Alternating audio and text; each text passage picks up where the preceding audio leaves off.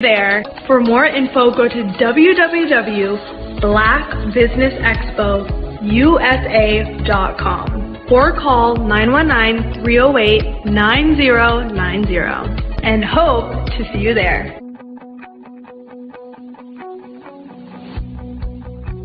I am Black Business. From the moment I wake until the time I sleep. Yes, I am Black Business.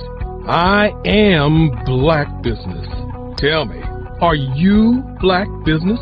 I am Black Business. Do you support Black businesses? Listen, I support Black business because I am Black Business. Black Business Expo, one of the largest business showcases in the history of Black business in the world.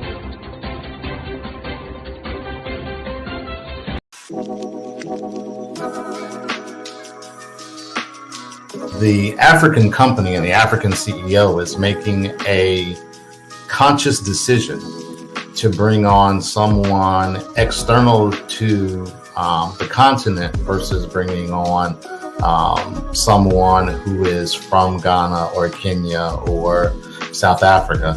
And so the skill sets of the people that we take through our executive leadership training program and ultimately on the placement, obviously have to be extremely high caliber. So what we look for are corporate executives at the vice president to C-suite level, as well as Black entrepreneurs. When we look at the Black corporate executives, we're looking for some very specific skill sets, whether that be around supply chain, sales and marketing, engineering, product development.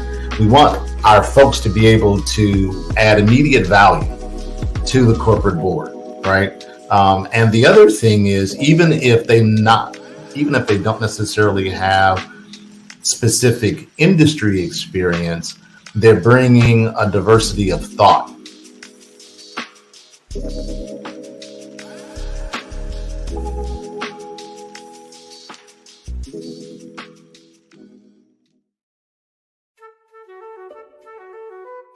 This is Dr. Arnold T. Petsworth. He's the owner of Petsworth Vet World, a veterinary clinic in Hopton, Connecticut. His patients include dog, cat, frog, fish, Goldie, dog, and this alpaca. Due to doctor-patient confidentiality, we can't tell you their names. Business at Vet World was steady, and then quarantine hit. Neighbors brought new four-legged friends into their homes. Bunnies. Bunnies everywhere. Dr. Petsworth welcomed these new patients with open arms. The only problem? There were more appointments than he could manage.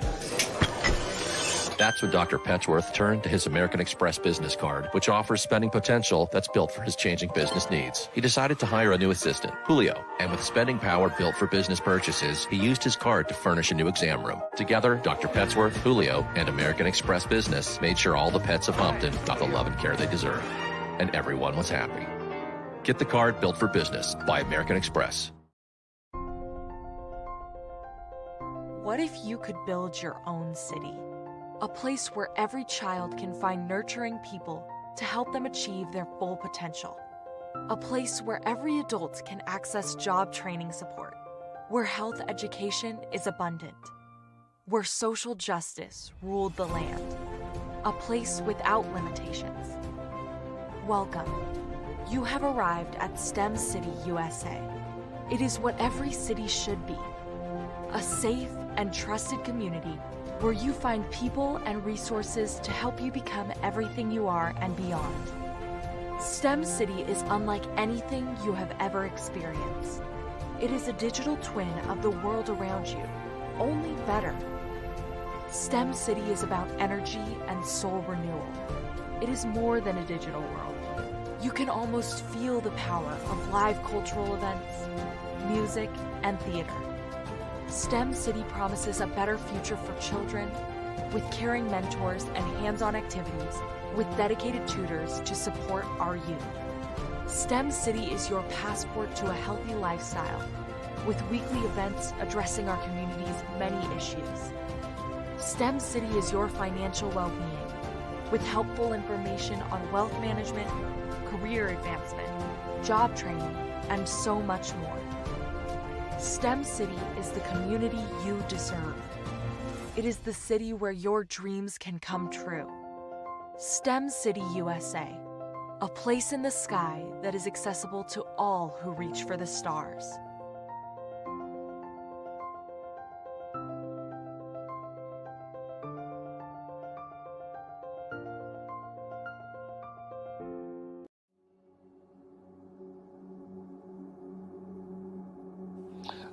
I was born and raised in southeastern West Virginia, the coal fields. My father was an AME minister. For me, I was very fortunate. Even though I grew up in the segregated South, I was surrounded by flourishing Black businesses, doctors, lawyers, bankers, dentists. They were all there and they were all successful. And I guess that's part of my dream, is to see that success come back. My name is Joseph Simmons, and I am the founder of the Center for Micro-Entrepreneurial Training. We have this moment in time where we can change the trajectory of people. And our focus is on women, Black and brown entrepreneurs, and their access to capital, their ability to build thriving businesses, the ability to employ people. There's a study that showed that in those three communities, especially Black and brown communities, $1 stays in those communities for 30 minutes. In white community, $1 stays in their communities for 8 hours. So think about it. For you in a Black or brown community to get gas, to get food, to go to a restaurant, you've got to leave your community, take those dollars out of that community and take it to another community that's already being well served. So if we can reverse that, if we can go from 30 minutes to an hour to 2 hours, that's progress. That's what we need to do. I was with SCORE. And then in May of 2020, of course, the events happened in regards to the murder of George Floyd. The other thing that I was experiencing was the denials of federal funds for small businesses. And it revolved around one thing. These businesses were not being prepared for grants and for government programs. And I came up with the idea for the Center for Micro-Entrepreneurial based off those two things. Morgan Stanley had a report out in 2020, first quarter, and they talked about there were three groups that were massively devastated by COVID-19 on their business. That was 1, women, 2, Black, and 3, brown entrepreneurs. The research showed that they had less cash on hand, they had less opportunity to go into a bank and get money, and they were very dependent on family and friends to keep their business up and running. If we can focus on those three groups, then we can have a dramatic impact on our communities. Really, the focus is on 3 areas. And those 3 areas are 1, the people, 2, the courses, and 3, a support network. Here at CMAT, we will provide you with the fundamentals for generational success. And you will be creating a vibrant community by attending our 5-day immersive training course. Are you a forward-thinking entrepreneur or business owner? The world is changing faster than ever, and it's time to pivot and adapt to the future. Hello LLC is here to help you do just that. Hello stands for helping enterprises leverage leading-edge optimizations. Our innovative solutions can streamline operations, reduce overhead costs, and give you a competitive edge in a market projected to reach $5 trillion by 2030. By pivoting to the metaverse, businesses can tap into a rapidly growing market that is projected to be a significant part of daily life for 25% of Americans by 2026. As a full digital metaverse agency, the Hello LLC can help you create custom solutions to streamline operations, increase productivity, reduce costs, and drive brand recognition. Why should you pivot to the metaverse with the Hello LLC? By leveraging cutting-edge technology, you can provide immersive experiences for your customers, expand your global reach, and unlock new revenue streams. Contact us today to make the pivot.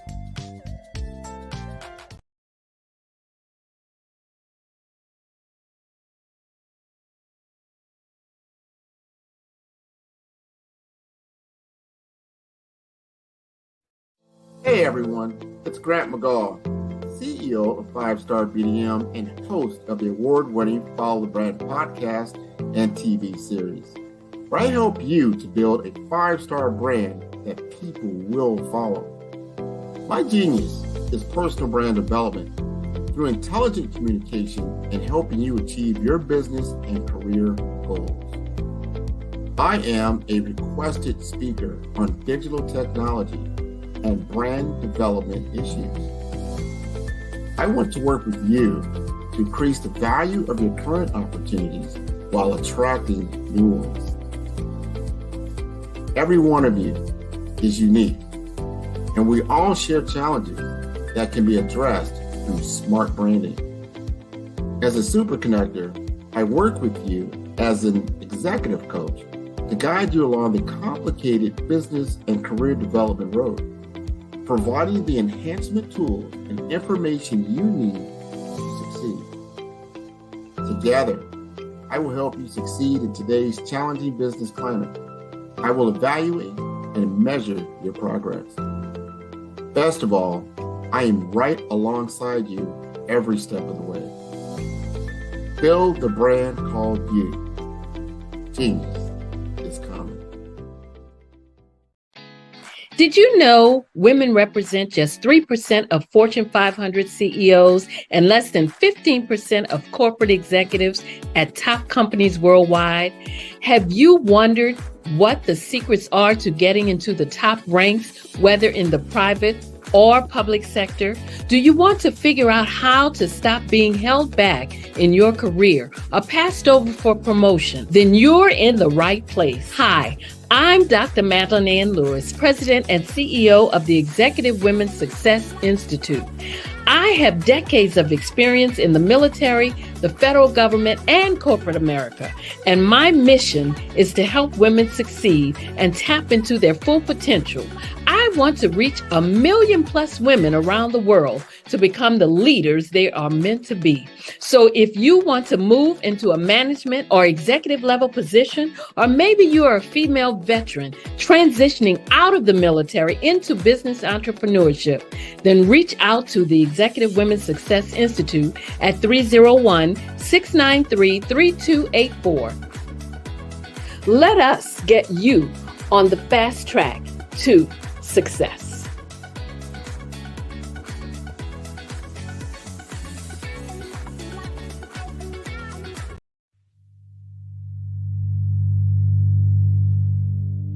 So what we have to do is when we get in a spot, we need to create some spots for us. That's the main thing. We need to be able to be in a position where we're able to create those spots for us. For me, being an entrepreneur, I'm not just going to get a business and then leave you sitting high and dry. If you ask me some questions about entrepreneurship, I'm going to give you as much as I've received. I've seen people who made it, and then when you ask them, it's like, okay, now you have to pay me for the information, the same information I got for free. We probably in totally different cities. There's no way that we're going to bump heads or anything. We're not competing. Bring me up with you. And so I just think that whatever education that I have, then I need to be able to give that to my own as well. So create the spots. You can create the spots when you get there. Artist to me is a creative expression of something from nothing. You know, it explodes onto the canvas, or it explodes on in my work. One of the things that I try to do more than anything is I try to just give the lines and the movements and emotions and expressions into what I do. Art really means to me a chance to express how I feel deep down inside. Most of my art begins as a thought that I might have, you know, whether it's sports, whether it's history, whether it's a woman or a man. It pretty much starts as an idea of thought before I get into the actual image of what I'm going to draw. I do a lot of historical pieces. I was a history minor in college, and I love to do history pieces. And a lot of times I'm thinking about history, and then I try to make that history impact you as you look at it. That's one of the reasons I do pictures so large. People ask me, why do I do the pictures so big? And I tell them, I want the piece to impact them as they're looking at it, to kind of dominate them, dominate their space. And most of my pieces I try to do off page. I don't try to do anything that's going to be in those four corners or in a square. And I want your imagination to be a part of the piece that you're looking at.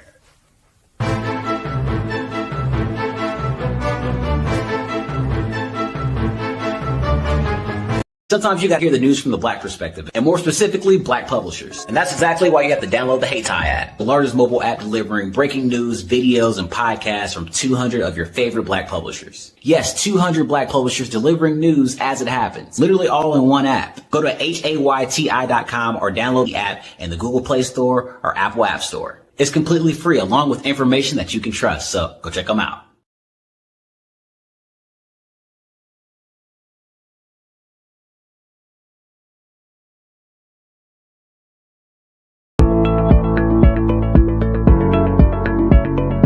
Prepare for what's coming and dominate in economic winter. Stand strong and thrive by showcasing your great products and services globally through the Black Business Network and Black Business Olympics. The Black Business Network has showcased over 2,000 companies with over $7 billion in sales each year. Over 10 million attendees have viewed the rebroadcast each month. Through the Black Business Olympics, unique styles of business training and mentoring are turning students into business owners and entrepreneurial warriors who will dominate in any economy. Gain the ultimate advantage of the Black Business Olympics, 7 days of unbelievable topics and speakers speaking around the globe. Donate your time and experience to provide expertise and scholarships to students worldwide and change the world. Now, more than ever, new insights, tools, strategies, and capabilities are needed. This is your chance for a major presentation to the world. Fill out the form and join the more than 2,000 speakers who have presented to over 200 countries. Join the Black Business Network streaming live into the Metaverse, STEM City, Black Multiverse Enterprises, Hulu, Amazon, YouTube, iHeartRadio, Apple, Facebook, LinkedIn, Pod TV, IBM TV, Spotify, and Google Podcasts. Sign up today. Spaces are limited, and we will see you there.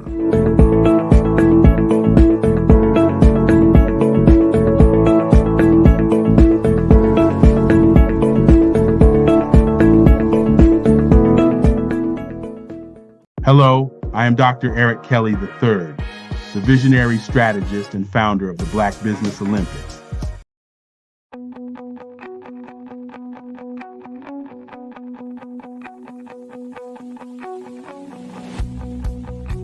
I am Black Business. From the moment I wake until the time I sleep. Yes, I am Black Business. I am Black Business. Tell me, are you Black Business? I am Black Business. Do you support Black businesses? Listen, I support Black business because I am Black Business. Black Business Expo, one of the largest business showcases in the history of Black business in the world. The world. Sign up today at www.blackbusinessexpousa.com or call 919-308-9090. I am Black Business.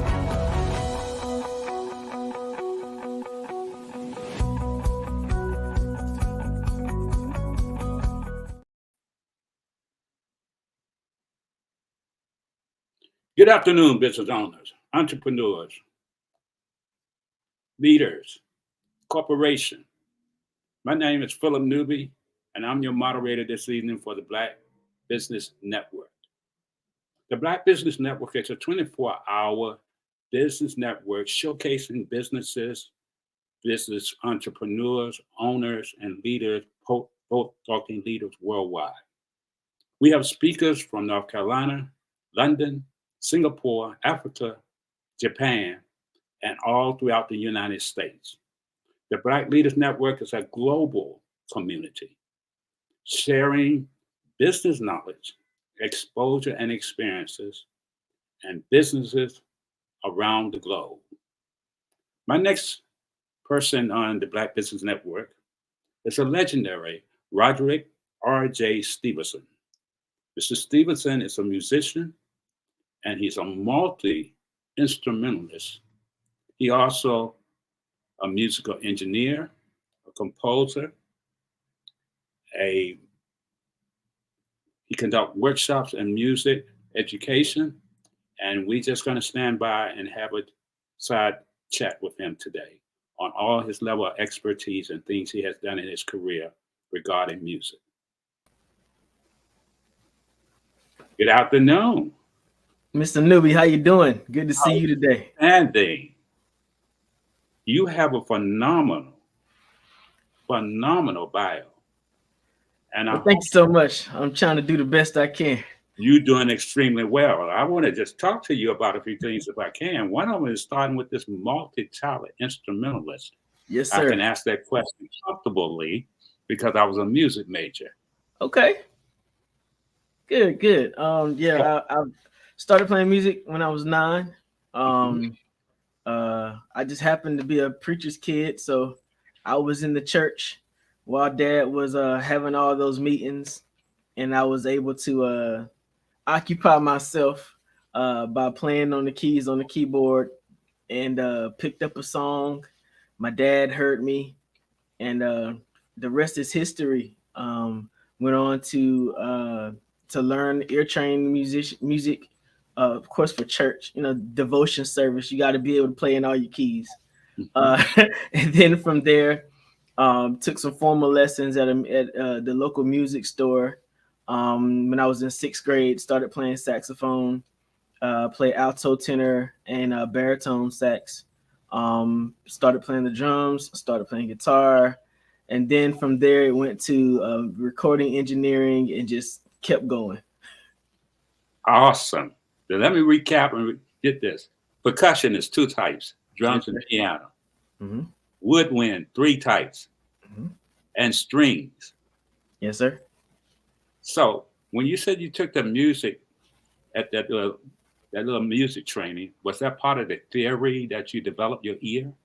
Right. I actually remember the book. It was Thompson's Introduction to Music Theory. A big red book. I remember that book. I remember one of the songs was called Swans on the Lake.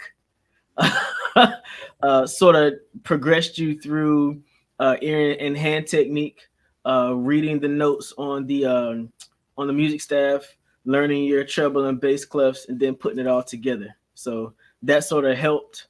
But going into the marching band and the symphonic band and jazz band and concert band, being able to read music and then apply that over to be able to communicate with both individuals who have been formally trained and also those who play by ear was something that sort of separated me from everybody else. Okay, when you was in the jazz band, did you transition from one instrument to the next in between pieces? So I initially got into jazz band at East Carolina University as a saxophone major.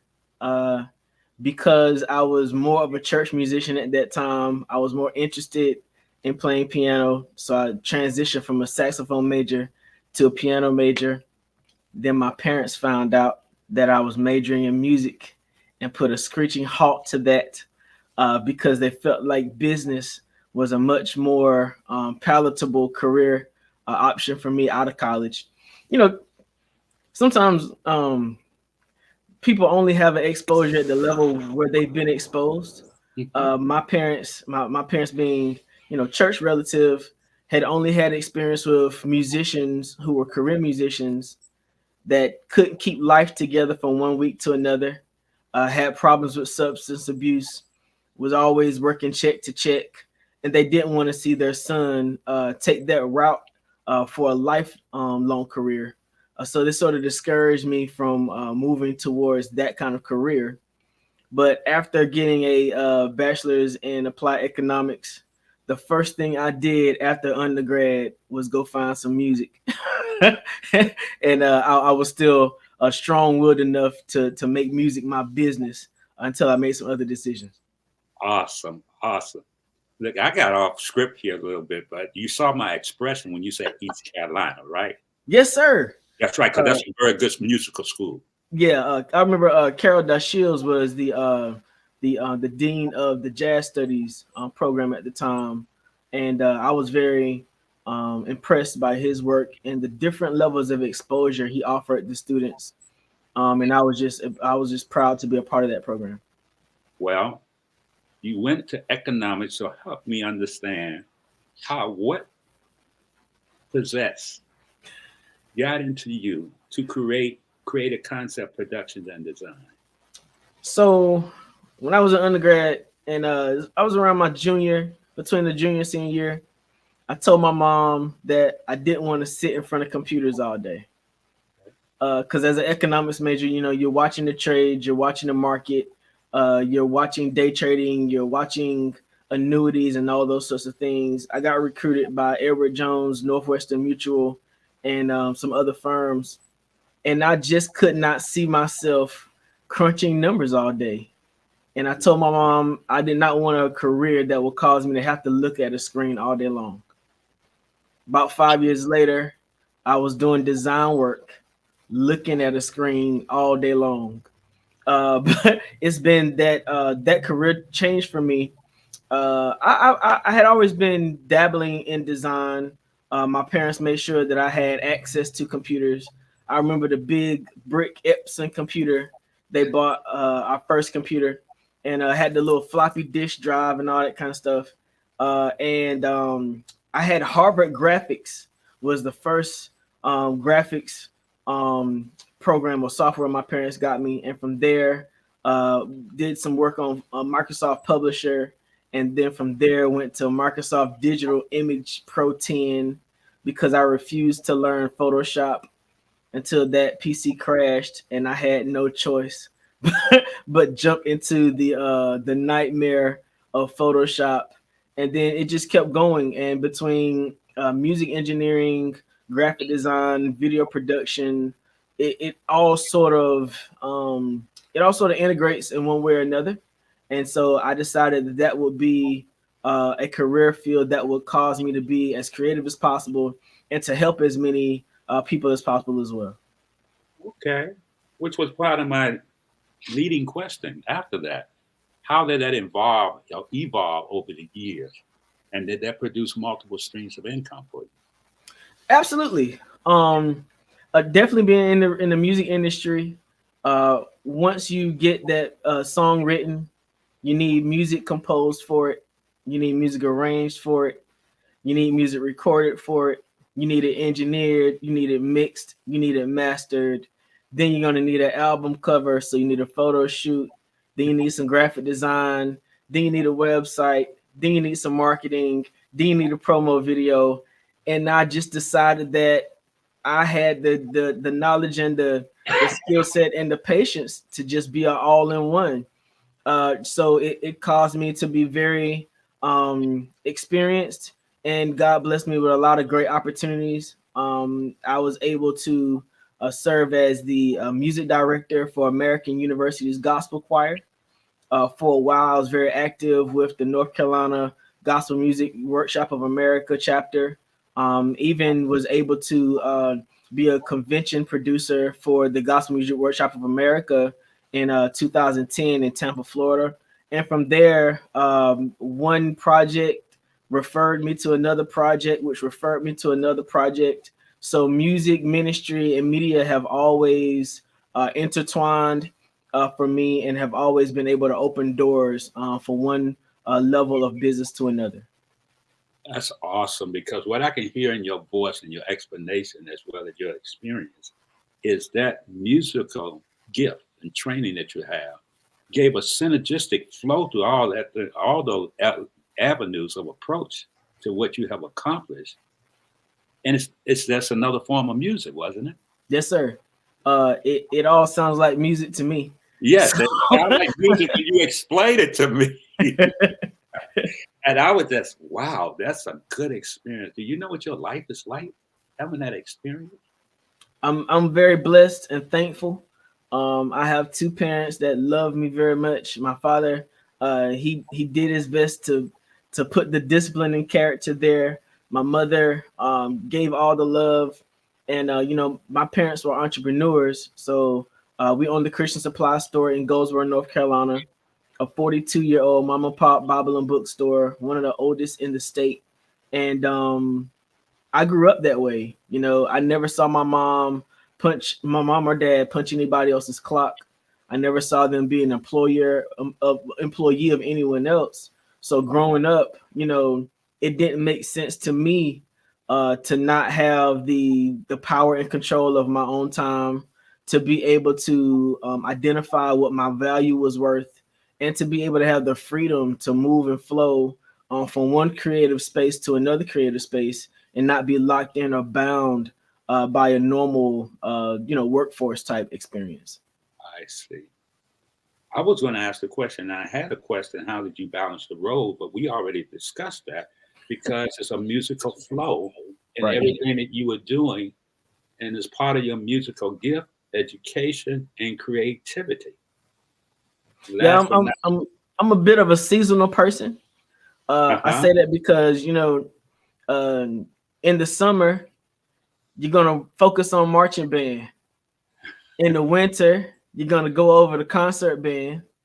In the spring, you're going to do jazz band. In the end of the school year, you're going to focus on symphonic band. But it's all music. It just is applied to different formats. So the same way, I can go from building a website today to photography tomorrow to recording a film at the end of the week. Over the weekend, I might be editing a film. On Monday, I get to do the sound design for the film that I edited. A church might call me on Sunday. I may have a building construction project on Wednesday, but it keeps life interesting. And I've just learned how to manage multiple projects at the same time, create balance, and then just, project management and organization and time management is the key. Oh my goodness. I'm going to just take a short period. I hope I don't get in trouble for this. But I got on my total gym this morning. I didn't feel like it. And I'm a baby boomer. Okay. You talked about going through these different seasonal things. While I'm on that total gym and I'm stretching and I'm lifting and everything, I said, you can do this because you got on that field with marching band. You went yes, sir. This. And so all those seasons, there were times that you didn't want to do it. Yeah, there were definitely some times in life. There were some seasons in life. I've been military trained with RTC. Mm-hmm. Because of that, I ended up becoming a professional firefighter for 4 years. Mm-hmm. At a particular point in my life, I was an executive auxiliary officer for a police department. So I've learned how to do some other things that allow me to have a life of service in addition to the creativity. So, depending on what the season is and depending on what the community needs for me to be, I'm able to morph into what that thing is. I have cocoon moments where I go into my shell and come out as a whole nother kind of butterfly. So, it's one of those things, it's still very music relative. Not many people pick up on that, but it's still music relative with the flow of how life goes. Yes, sir. Awesome. Now, I see on here a college says Shorter College. Can you tell me about that? Your involvement with that? Thank you for asking. Shorter College is the nation's only 2-year private historically Black college. It was founded in 1886. It is located in North Little Rock, Arkansas, not Little Rock. On the other side of the river is North Little Rock, Arkansas. Had to realize that those two different places when I got there. It is a 2-year HBCU. I got involved there in 2012. I was a part of a team that went to resurrect the school. The school, like many other small HBCUs, had lost accreditation for a period of time.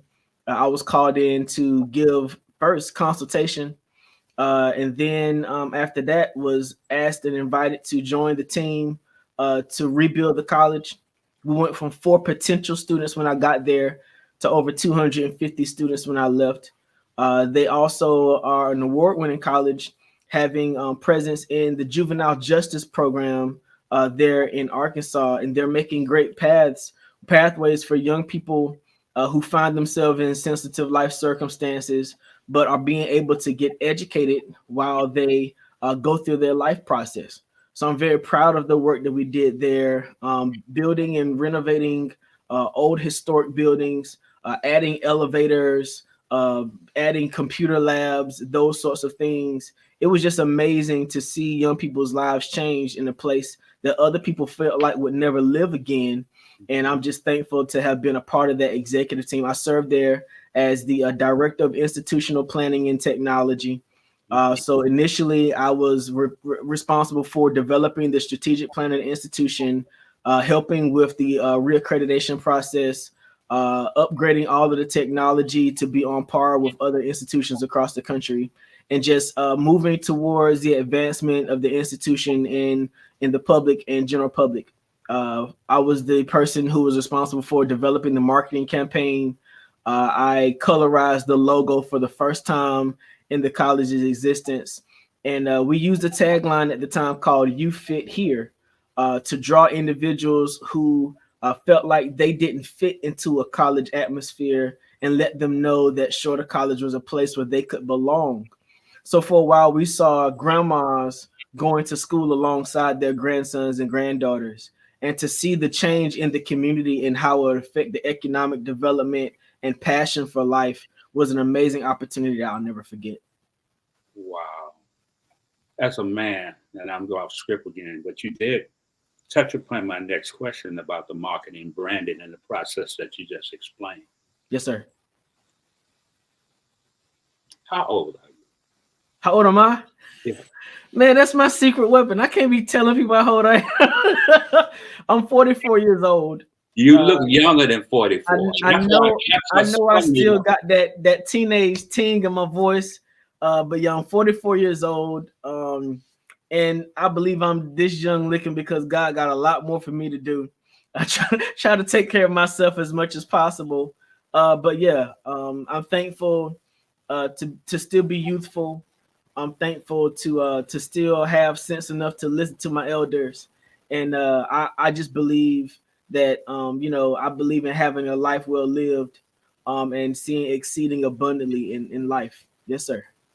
When you talk about the grandmothers going to school with their grandchildren, and you talk about HBCU losing its accreditation for the Black Business Network market, since you are a business person and you are a pathfinder, I'm off script again. I'll take the beating later. I think it's important that you talk about once you got that school accreditation back, did that revitalize a person who had attended?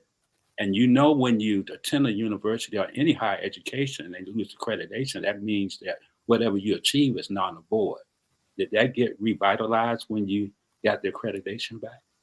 So let me answer your question this way. My first experience in college was at a PWI. So I went to East Carolina University for undergrad, right? Mm-hmm. Then I got an opportunity to be an admissions counselor at St. Augustine's University, right here in Raleigh, North Carolina. Mm-hmm. Then following that, I was able to do marketing work for St. Paul's College in Lawrenceville, Virginia. That school has over time no longer operating. Going to Shorter College for me was a passion project. Mm-hmm. It was an opportunity for me to take the experiences and the blessings that I had experienced in life and give those same experiences to other people in a community that was not well taken care of, Some people call them historically underdeveloped. But you can imagine that across the street from the admissions building is a child development center where my youngest daughter went to daycare. I was able to have an effect on a single parent program where a parent could come to class, leave their daughter or son across the street, not worry about how their child is doing because they can look in on them at any time. And the parent and the child are being educated on the same grounds. You can see the difference in the grandmama's face when she sees Pookie and Ray Ray finally get it, and you don't have to tell them to pull up their pants in the hallway. You can see the difference when the grandson and the granddaughter is helping the grandmother out of the car so they can all go to class together. You can see the difference when a retired educator comes to the campus and says that you don't have to pay me any money, but I believe that I've seen some students who were smart and have never been told that they're smart before. It was the evolution of a community happening right before our eyes. So much so that the Department of Education, the state, started to pay attention to the transformative impact of that campus, which is located right on the I-30 corridor. So you have a major interstate that flows right in front of that campus. But prior to me arriving, there was no sign to tell you that the campus was even there. So it was a property that had been underappreciated, that somebody came and poured some love on. And now, a campus that was founded in 1886 is once again revitalizing its own community. It is revitalizing and changing and transforming the lives of individuals in that general location, and it is producing amazing business owners.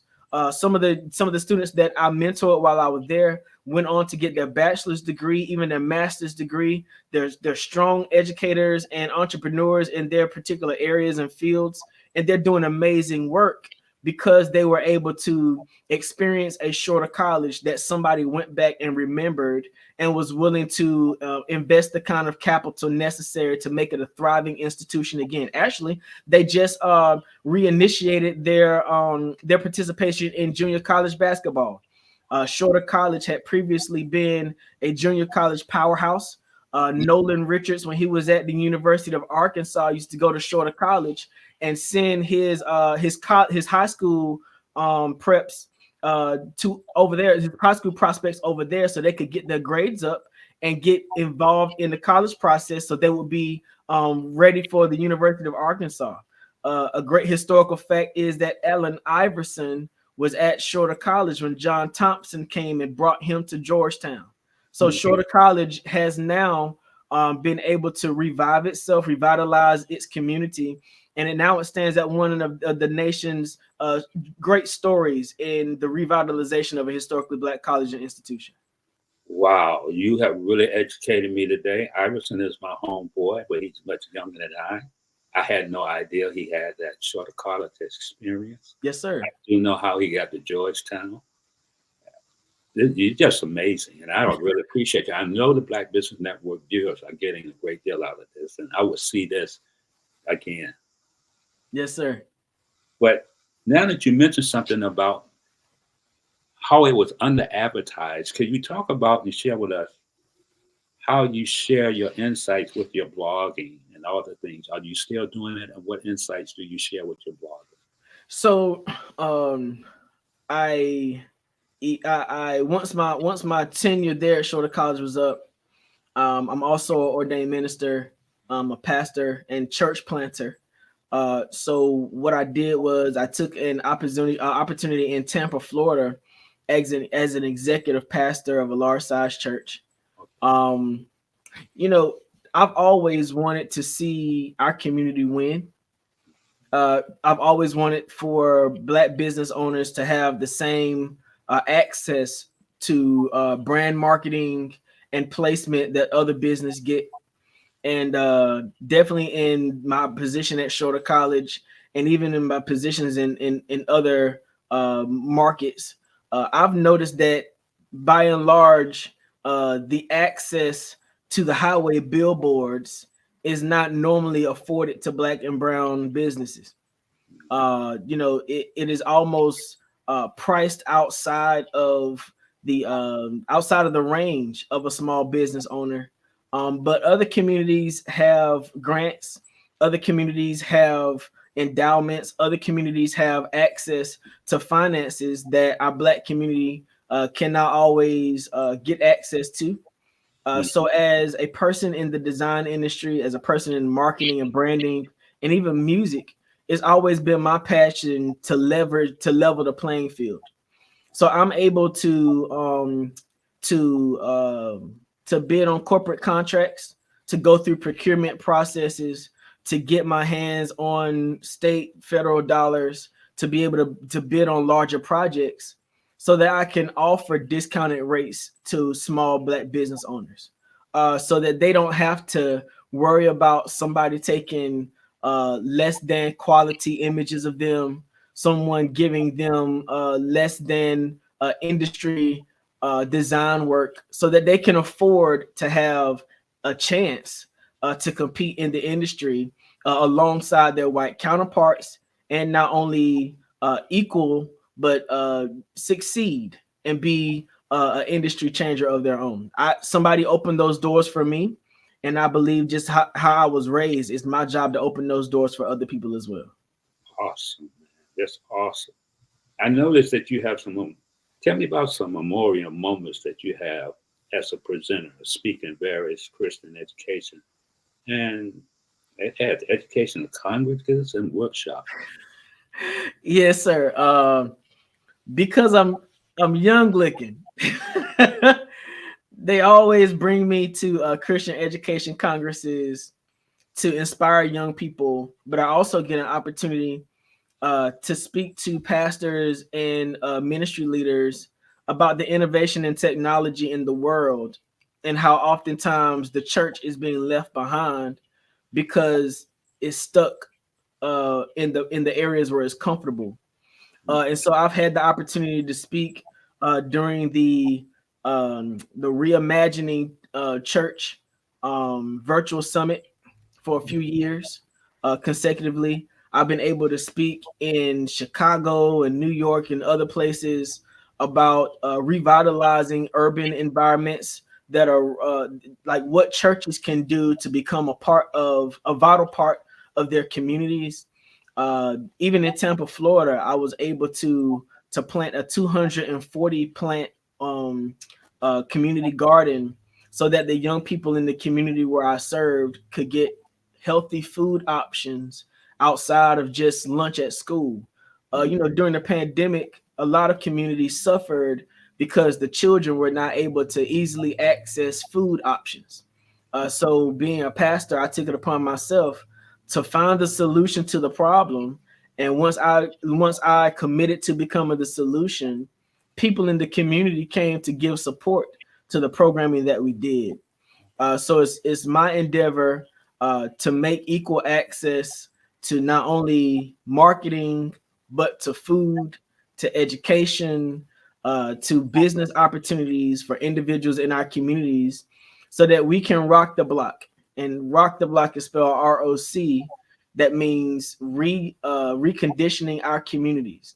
I believe it's our responsibility to not only expect that our city and local government and board of educations do their best at providing equality and equity for our children, but it's my responsibility that I make it a point of reference that every Black and brown kid in my neighborhood is able to have the same kind of experiences that I can have. And if I maintain the responsibility of my block and you maintain the responsibility of your block, then both of us can pull together and remain the responsibility of our neighborhood. And then we can maintain the responsibility of our community. And then we can take our cities over and make certain that equity is available for all children in all cities everywhere. Wow. This just goes back when I was shocked when you came on and showed the physical appearance, coupled with what I had before me as your resume. And I Some would say I dubiously asked the question, but I'll take the responsibility. That's why I asked you, what was your age? Because it's just phenomenal how you think, how you develop, what you have achieved, what your sight is for the future, and more importantly, that you're a willing servant. And that's just phenomenal. But have you had any challenges along the way in any of these endeavors? And what were they? How'd you handle it? Mr. Newbie, I was born with challenges, sir. In addition to being a black man in America, I was born adopted. I was adopted from birth. I never knew who my mother and father was. So there have always been questions in my mind about where this creativity comes from. No one in my adopted family plays any instruments, does any kind of art or creativity. So I've always been a strange fish, but have always been afforded the opportunity to be authentically me, always encouraged to develop my gifts, talents, and skills, even when they were misunderstood. I remember my first purchase out of undergrad was a keyboard and not a car. And my mother just did not understand. But in my mind, I went to school to be an economics major. So the one thing I know how to do is make money. And I know how to make money. And so to me, a keyboard was a much better investment for me than a car, because that keyboard is going to keep making me money and that car is a liability. So yeah, I've had some challenges in life, not only because of my skin color, but because of the unconventional way that I think. I was one of those kids who was never told that I couldn't. And so because no one ever told me that I couldn't, can't is not my reality.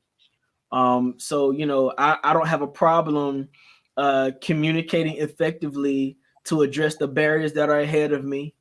I don't know why someone who can should tell me that I can't. And so I've always been a young person who was willing to ask the question why. And once I get a good answer to the question why, I'm willing to embrace the responsibility of being the change. So that always comes with its own level of abrasiveness from other people. The Reverend Dr. William Barber from Goldsboro, North Carolina. I'm from Goldsboro, so I grew up seeing giants in social justice like that stand up for the community.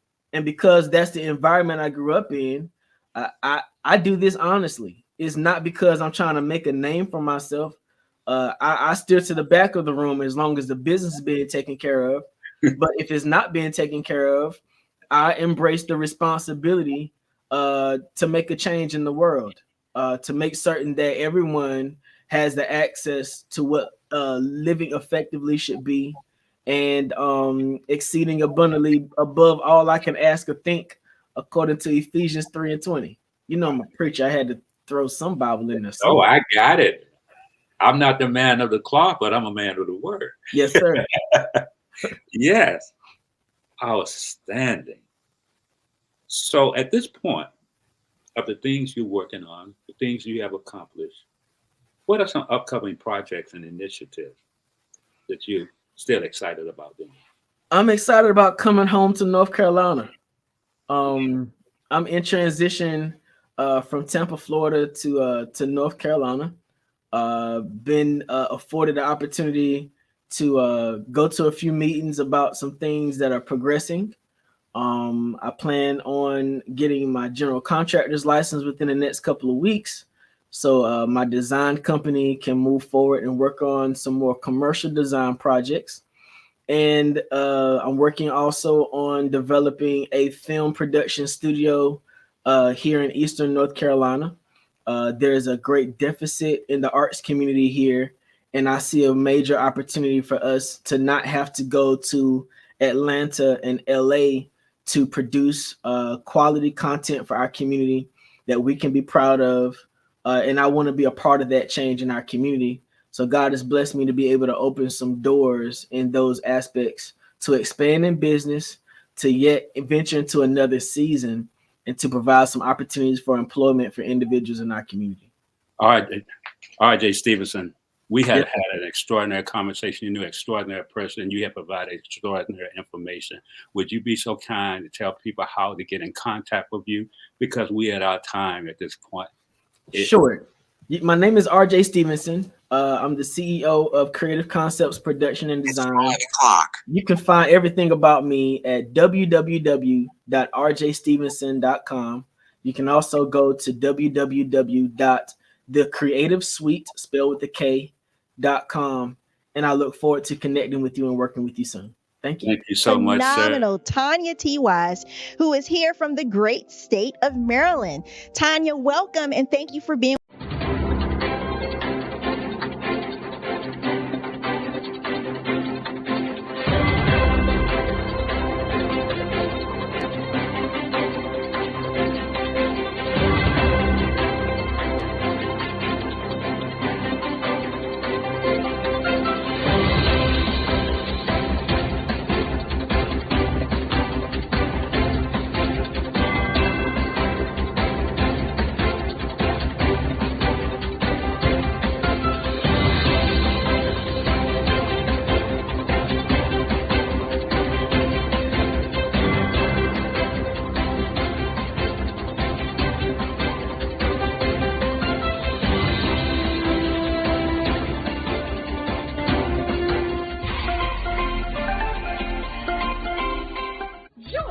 Dr. Eric Kelly III and a host of phenomenal speakers from all around the globe for this 7-day virtual event that you don't want to miss. The mission of the Black Business Expo is to raise scholarship money from kids all the way from high school all the way from college. The Black Business Olympics is one of the largest Black business showcases in the world. It is an opportunity for businesses and companies to showcase their businesses globally. We are going to be giving away laptops up to $5,000 away to students. Again, I'm Olivia Appleberry, the founder of 2 Cents Finance and one of the speakers for the expo. I am so excited to see you there. For more info, go to www.blackbusinessexpousa.com or call 919-308-9090 and hope to see you there. I am Black Business. From the moment I wake until the time I sleep. Yes, I am Black Business. I am Black Business. Tell me, are you Black Business? I am Black Business. Do you support Black businesses? Listen, I support Black business because I am Black Business. Black Business Expo, one of the largest business showcases in the history of Black business in the world. The world! Sign up today at www.blackbusinessexpousa.com or call 919-308-9090. I am Black Business. I am Black Business. From the moment I wake until the time I sleep, I am Black Business. I am Black Business. Are you Black Business? I am Black Business. Do you support Black businesses? I support Black business because I am Black Business. Black Business Expo, one of the largest business showcases in the history of Black America in North Carolina. Join Dr. Eric Kelly III and a host of phenomenal speakers from all around the globe for this 7-day virtual event that you don't want to miss. The mission of the Black Business Expo is to raise scholarship money from kids all the way from high school all the way from college. The Black Business Olympics is one of the largest Black business showcases in the world. It is an opportunity for businesses and companies to showcase their businesses globally. We are going to be giving away laptops up to $5,000 away to students. Again, I'm Olivia Appleberry, the founder of 2 Cents Finance and one of the speakers for the expo. I am so excited to see you there. For more info, go to www.blackbusinessexpousa.com or call 919-308-9090 and hope to see you there. I am Black Business. From the moment I wake until the time I sleep. Yes, I am Black Business. I am Black Business. Tell me, are you Black Business? I am Black Business. Do you support Black businesses? Listen, I support Black business because I am Black Business. Black Business Expo, one of the largest business showcases in the history of Black business in the world.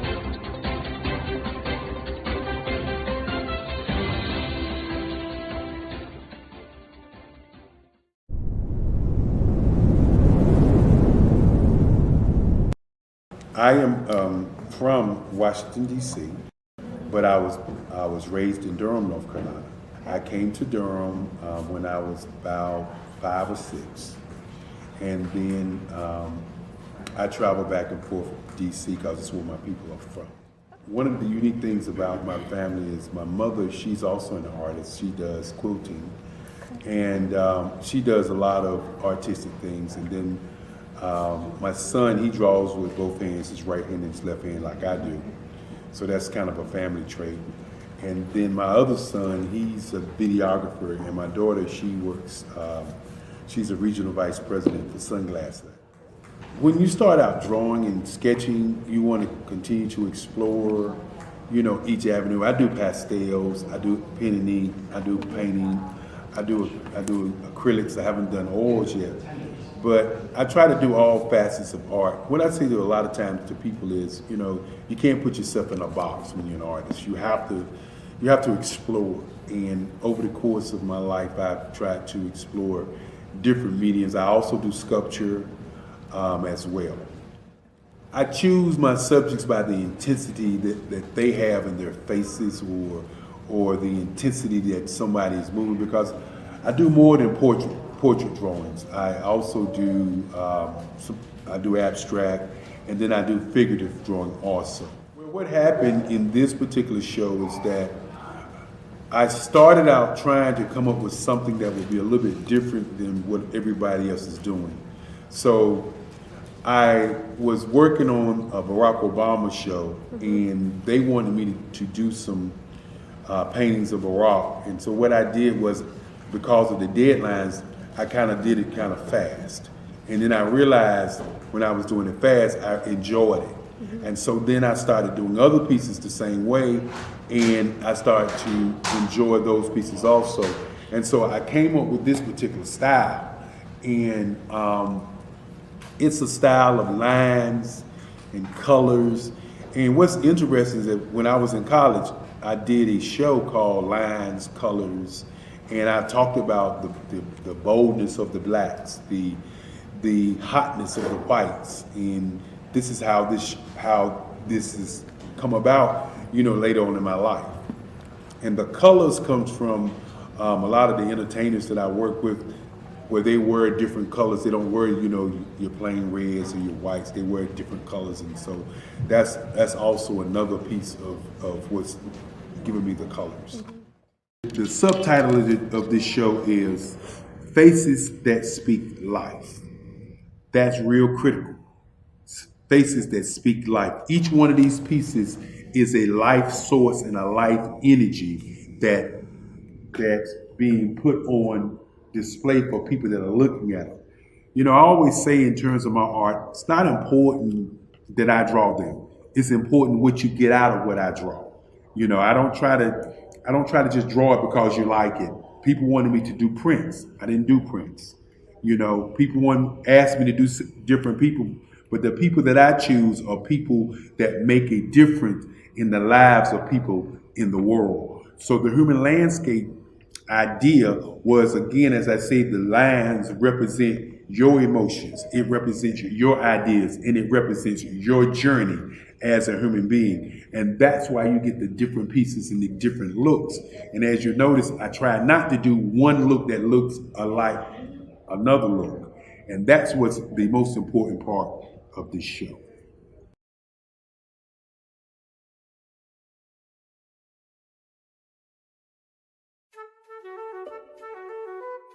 This is Dr. Arnold T. Petsworth. He's the owner of Petsworth Vet World, a veterinary clinic in Hopton, Connecticut. His patients include dog, cat, frog, fish, Goldie, dog, and this alpaca. Due to doctor-patient confidentiality, we can't tell you their names. Business at Vet World was steady, and then quarantine hit. Neighbors brought new four-legged friends into their homes. Bunnies. Bunnies everywhere. Dr. Petsworth welcomed these new patients with open arms. The only problem? There were more appointments than he could manage.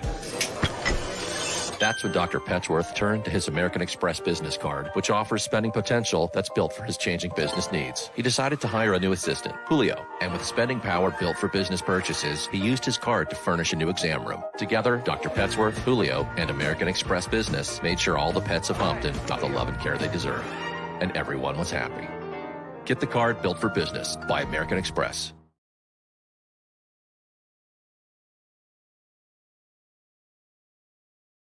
Five-Star BDM, Brand Development Masters, is a professional consulting and advisory group keenly focused on business development services for the small to mid-sized business and entrepreneurs. Although every business is unique, they often share business development challenges that can be addressed through smart branding. Services include process improvement and operations, digital strategy and transformation, business intelligence, digital marketing, and personal branding.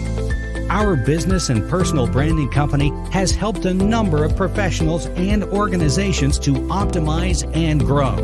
This results in more business, more opportunities, better reach, positive outcomes. Visit www.fivestarbdm.com today to learn more.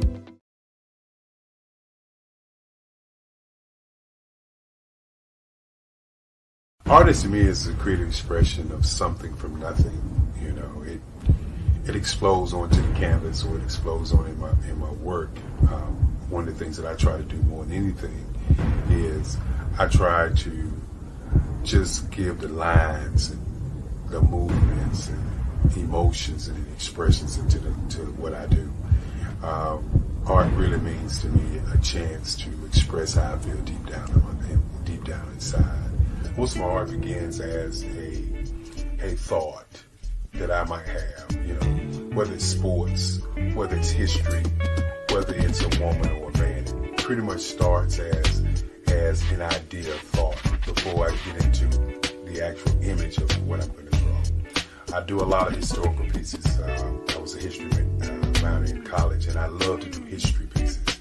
And a lot of times I'm thinking about history, and then I try to make that history impact you as you look at it. That's wonderful. Have you ever seen a parent stressed out and needed a stress reliever with their child? One morning I was coming out of a store and saw a mother and her 3 or 4-year-old son. She was highly upset, actually beginning to yell at him. However, the more upset she became, it seemed the calmer the child became. He sat down on the sidewalk, crisscross applesauce, folded his arms, and looked up at her with a smile. You see, the angrier she became, the calmer he became, because he had the control of the situation. Hi, I'm Frizelma Lynn. I am the CEO and founder of Frizelma Teaching Parents, LLC. I'm a retired teacher, school district administrator, an author, speaker, and I am the parenting 911 coach. My mission is to rescue families by equipping parents with proven, effective, and practical strategies to enhance their parenting skills. Many times we as a society expect parents to teach, train, and raise their children without providing the necessary tools they need to accomplish this. However, parenting issues cannot be resolved without intervention. Therefore, Frizoma Teaching Parents has provided coaching programs, digital courses, and live webinar trainings to provide step-by-step research-based parenting strategies, even for parents whose children are disrespectful, defiant, for those who have been diagnosed with ADD and ADHD, and even for parents of adult children.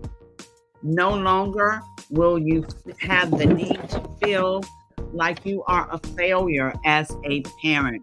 You'll now have the tools needed for each situation. Trust me on this one. Go to www.parenting911.org. Book a 15-minute strategy session with me or choose one of the coaching programs. Our training helps parents relieve stress. Five-Star BDM, Brand Development Masters, is a professional consulting and advisory group keenly focused on business development services for the small to mid-sized business and entrepreneurs. Although every business is unique, they often share business development challenges that can be addressed through smart branding. Services include process improvement and operations, digital strategy and transformation, business intelligence, digital marketing, and personal branding. Our business and personal branding company has helped a number of professionals and organizations to optimize and grow. This results in more business, more opportunities, better reach, positive outcomes. Visit www.fivestarbdm.com today to learn more.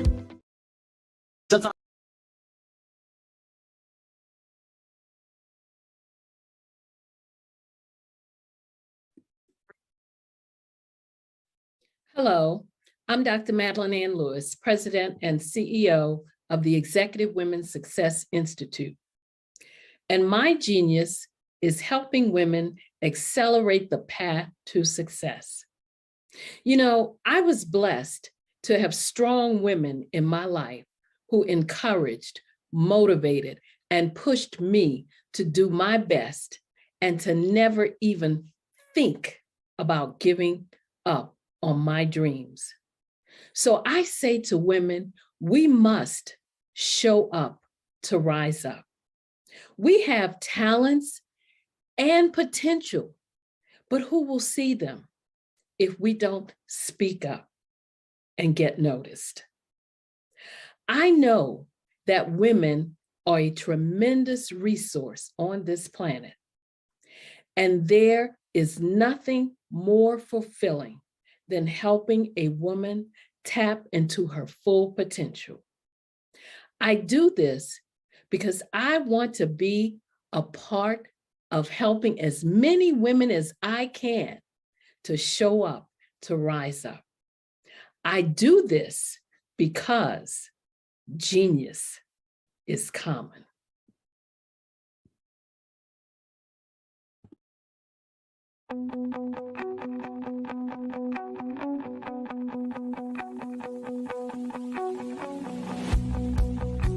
I am Black Business.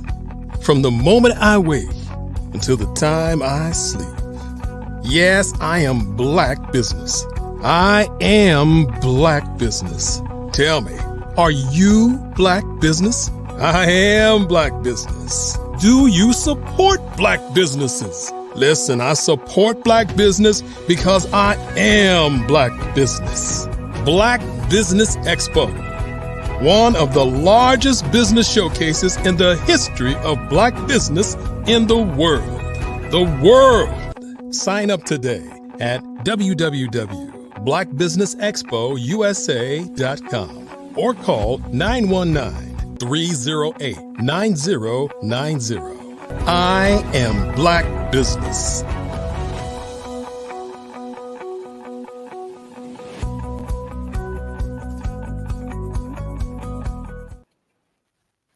Well, good afternoon, business owners, entrepreneurs, thought leaders, and corporations. Welcome to the Black Business Network. My name is RJ Stevenson, and I'm your business moderator for this evening on the Black Business Network. The Black Business Network is a 24-hour business network showcasing Black businesses, business owners, entrepreneurs, and thought leaders worldwide.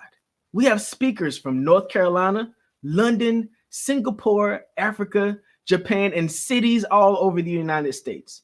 The Black Business Network is a global community sharing its business knowledge to empower, inspire, and educate businesses about business.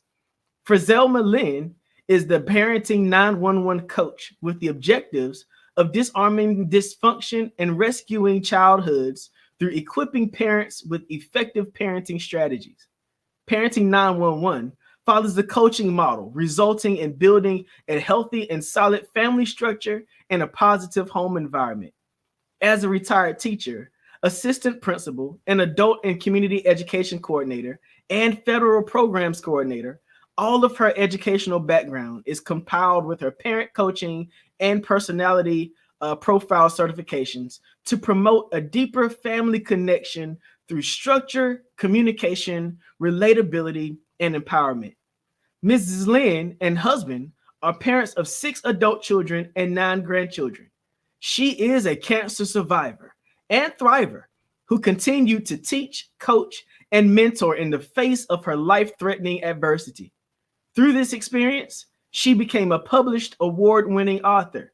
In addition, her latest book focuses on transforming discipline in 3 steps, titled You Need a Butt Whooping, sold on Amazon.com. She's also always striving to make a difference in people's lives, especially children. Finally, she's the executive director of Parenting 911 Incorporated and founder of FTP, Frizelia Teaching Parents, LLC. Her overall goal is to enrich, elevate, and enhance parenting skills by improving the home structure and environment, encouraging a confident, success-driven mindset in families. Won't you welcome to this evening's session, Mrs. Frizelia Lynn of Parenting 911. Hello, hello. How are you? Wonderful, Mrs. Lynn. Thank you so much for joining us this evening. Yes, sir. I heard you earlier and it was amazing. Thank you for having me. Thank you so much. Genius is coming, and I'll see you on the other side. Well, hello, everyone. It's good to be here to talk about parenting.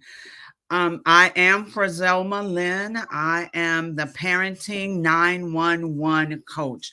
And like anything else, when you put the 911 to anything else, you're looking for help. And parents many times are looking for help. Even if they don't know where to look or where to turn, they are still in need of help. Parenting 911 works with one-on-one parents. We do coaching one-on-one. We do live webinars. We work with schools, school districts, and do workshops for parents in those areas. We work with whether it's daycare or Head Start or churches, city government officials. We actually have partnered with a city, and we provide monthly parenting workshops for anyone that lives in that city. We work with conferences, we do speaking engagements, all of that. Wherever parents are, we like to say we need to be there because we are helping to change the world by working with parents. Now, let's just think about our society right now.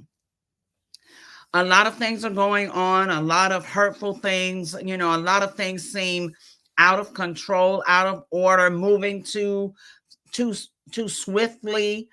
And when you think about that, all the people that are involved, especially the younger people that are involved, came out of somebody's home. Came out of somebody's home. They were to be trained, they were to be raised and nurtured by someone. So I said this earlier speaking. I said there was a commercial that I don't hear it anymore. There used to be a commercial that said, "Cotton is the fabric of our lives." Well, for me, families are the fabric of our society. And, just like any cloth, if you pull a certain string, you can completely unravel the cloth. And that seems to be what's happening in our society. Parenting is that string.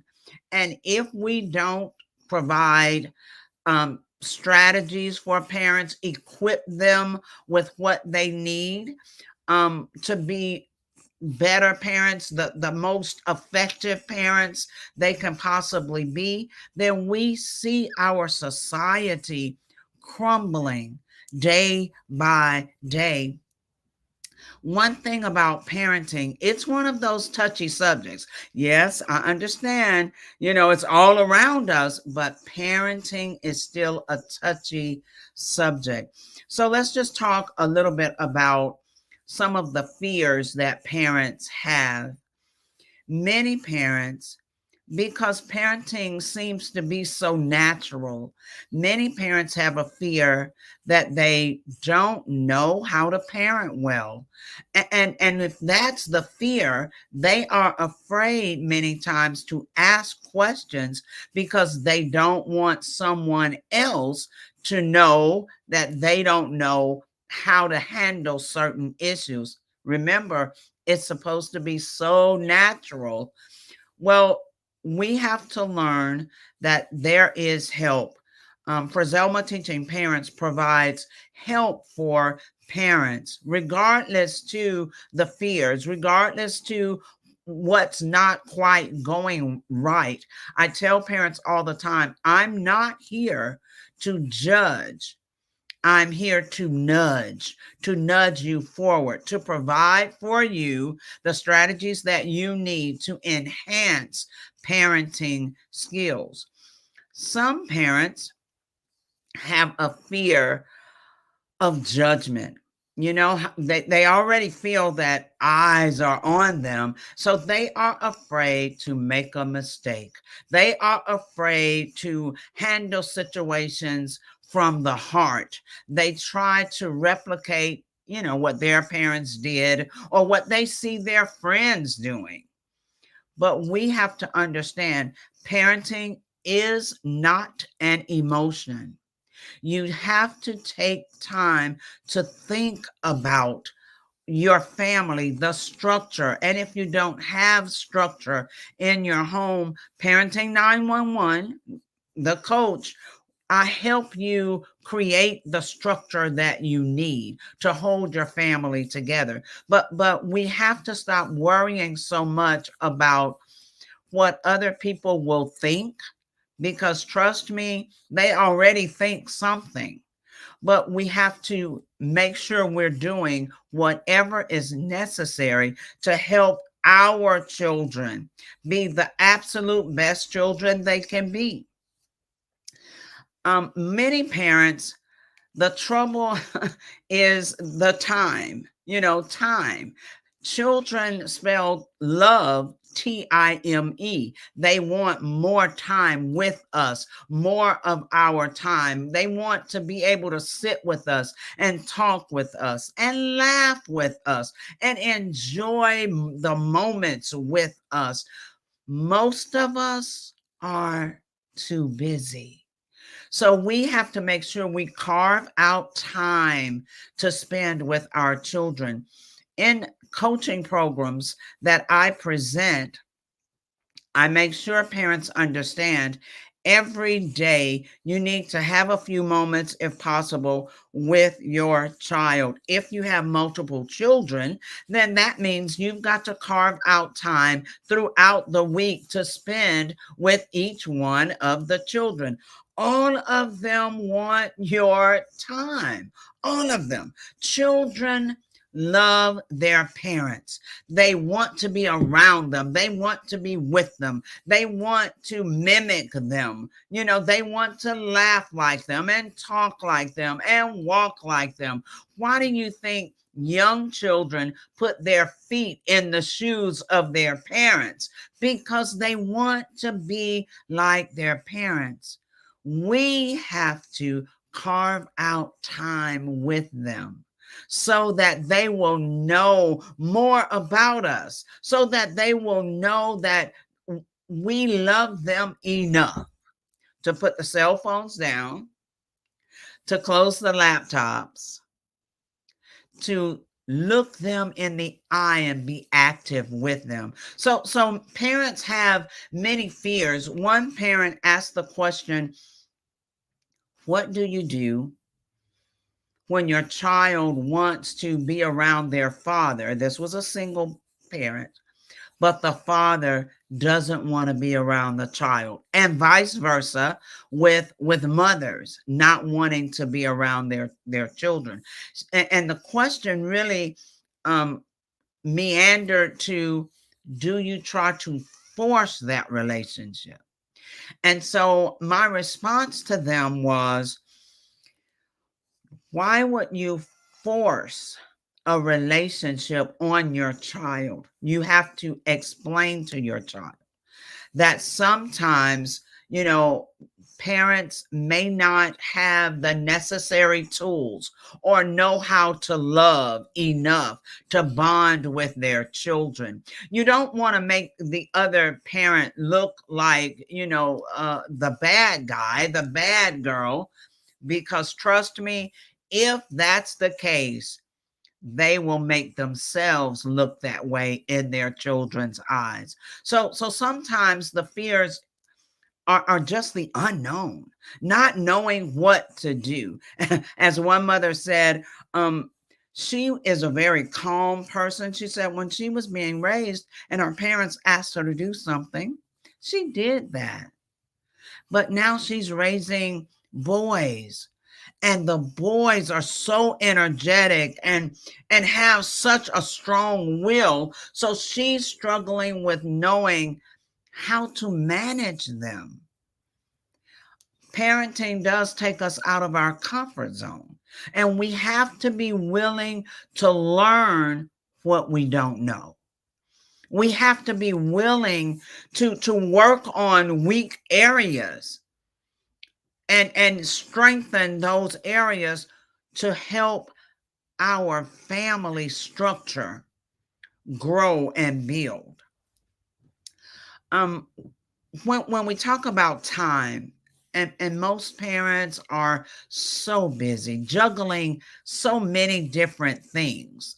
You know, they're juggling work, they're juggling their own lives, they're juggling their relationships, they're juggling their children, they're juggling everything.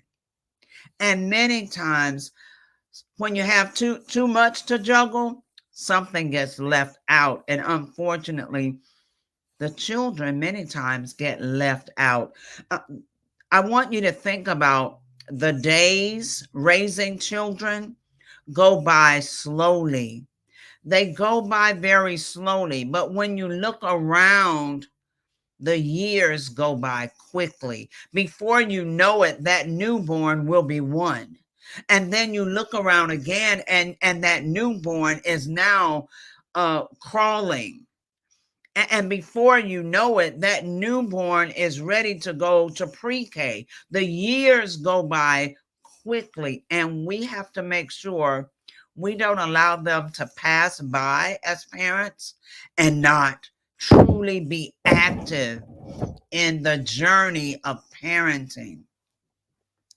Now, one of the things that we have to make sure in our in our journey, in our this amazing task that we've been given to mold these precious human beings into such amazing young people. That's our job. We have 936 weeks to pour into them all the goodness, all the best of the best qualities that we have in us, pouring it into them because we want them to be well prepared for this world. We want them to understand the good and the bad. We don't want them to be 17, 18, 19, 20 and have no idea how the world works and have no idea their purpose in the world. So when we're parenting, we have to think about those types of things. That leads me to vision. So all of us, when we are born, we already have in us all the talents and the skills. We have all of that inside of us. Now, it's up to parents to study the children. Study them from birth. Study them to see what is it that they like to do? What is it that they're good at doing? What do they gravitate to when all the toys are on the floor? What do they gravitate to? And you'll start seeing what the purpose is in your children so that you can see a vision for them. It's very hurtful to me when we have teenagers in high school and they have no idea of their purpose and the parents have no idea of their purpose. And so when I'm working with teenagers, I walk them through finding their purpose because it's in there. If we just know how to access it. All right. And so parents have to be sure that, they study their children close enough to see what the purpose is. Parenting is a journey. It's a journey to go from newborn to an adult, watching them and making sure that we are molding them in the way they need to go. So when you're finding your purpose, there are some things you need to look for.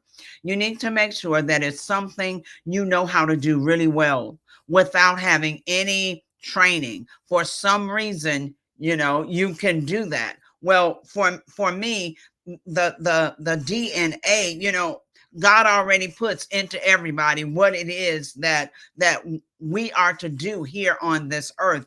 Everybody is important.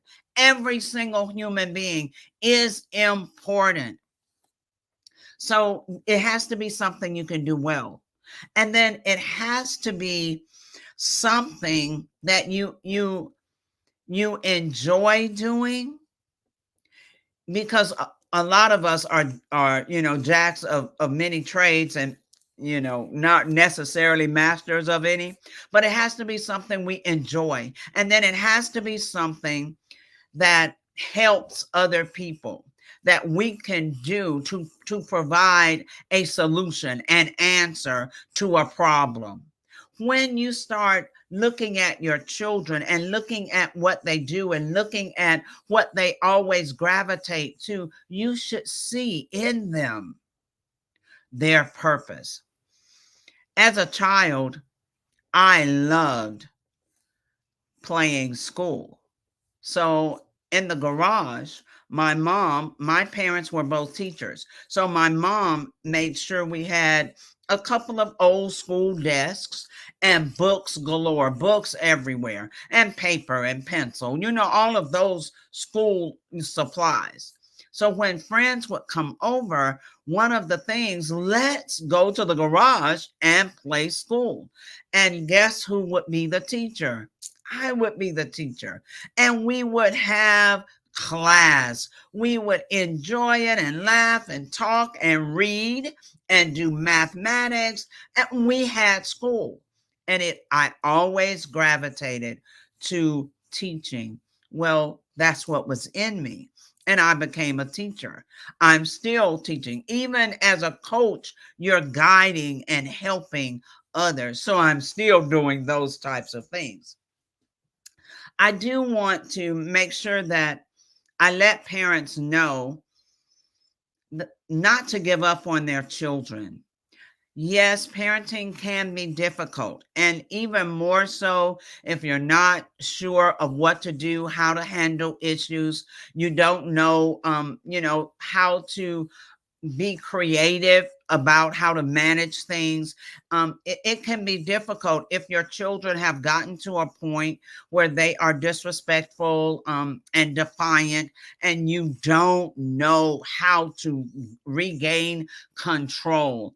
Yes, it can be even more difficult if you are a single parent. But trust me, single parents, it's also difficult for those parents where there are two parents in the home. It's difficult for grandparents who are now more and more and more having to raise children. So don't give up on them. There is help. There is help for how to structure your family, how to understand proper discipline, how to learn better communication.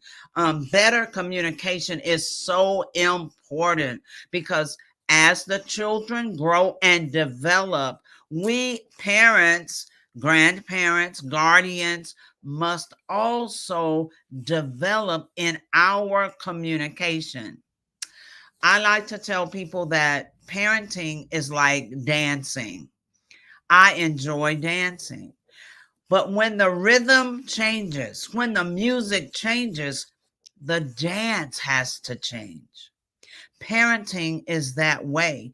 Many of us as parents don't like to change. We don't want to pivot and adjust what we're doing, even though right before our eyes, we see the children growing up.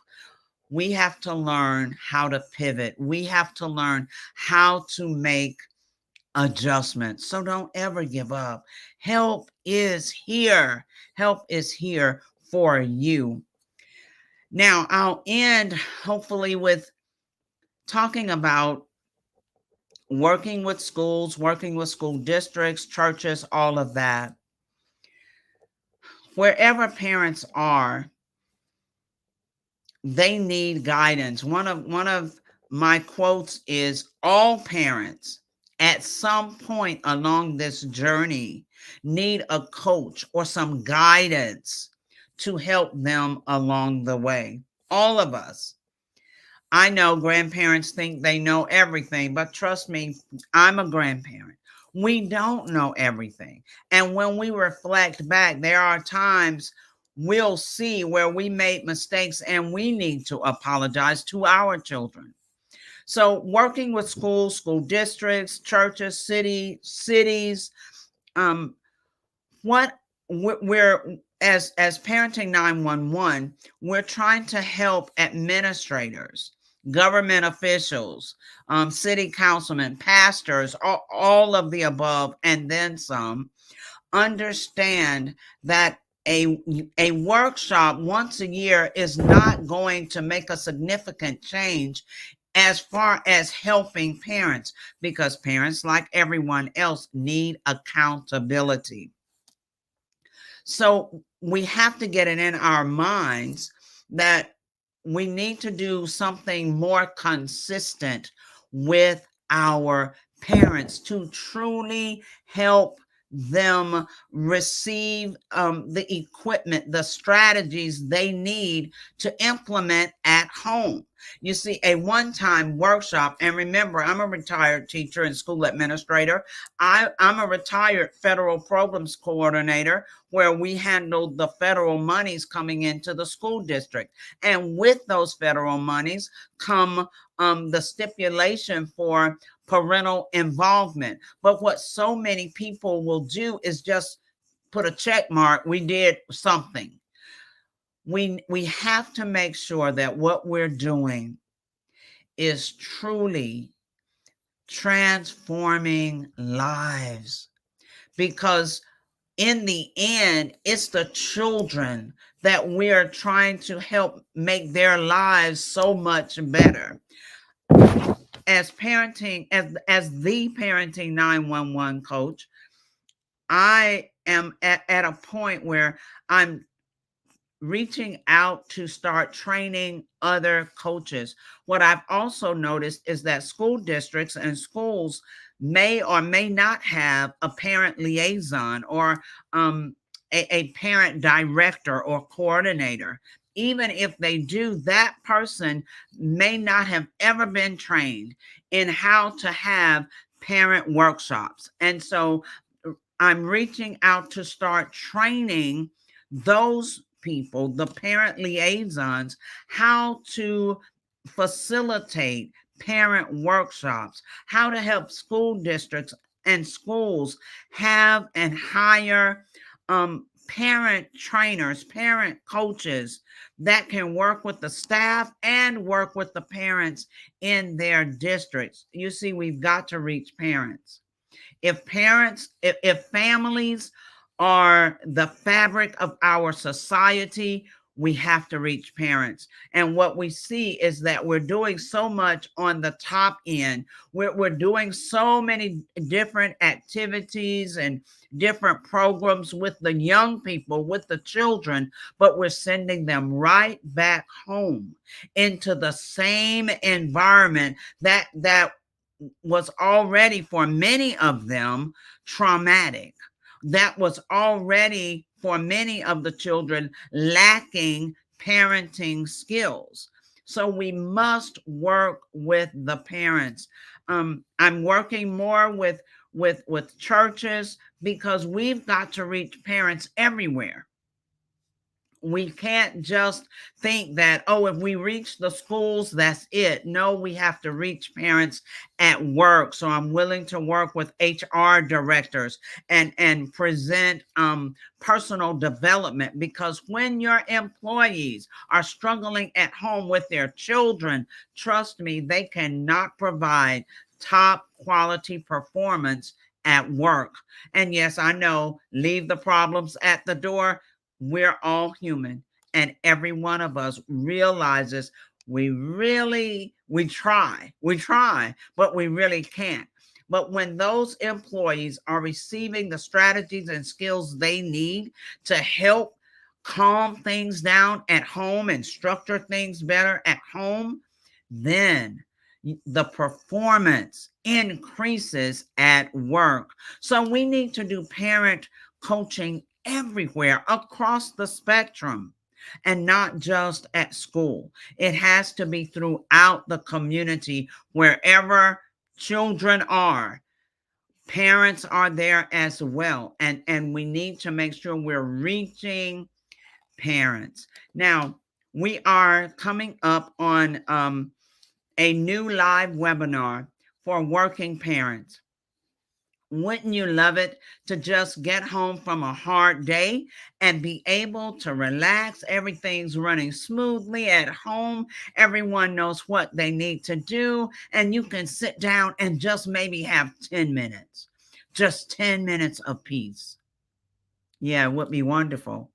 Well, this webinar is called Home is Your Business Too.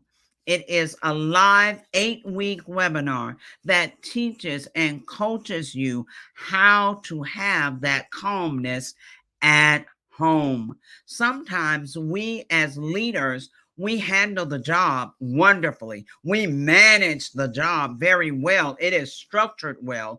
And then we get home and the structure falls apart. We don't really know how to rein in those children. I've seen it happen with pastors' children. I'm a pastor's kid as well. And I've seen it happen where the pastor's children are running all over the church, don't know yet how to sit down and pay attention, haven't been trained. And so even with that, pastors, if you're listening, and that's one of your issues, you need to come to this webinar. Go to www.parenting911.org and you'll see the information for joining the webinar. We don't need to just be leaders away from home.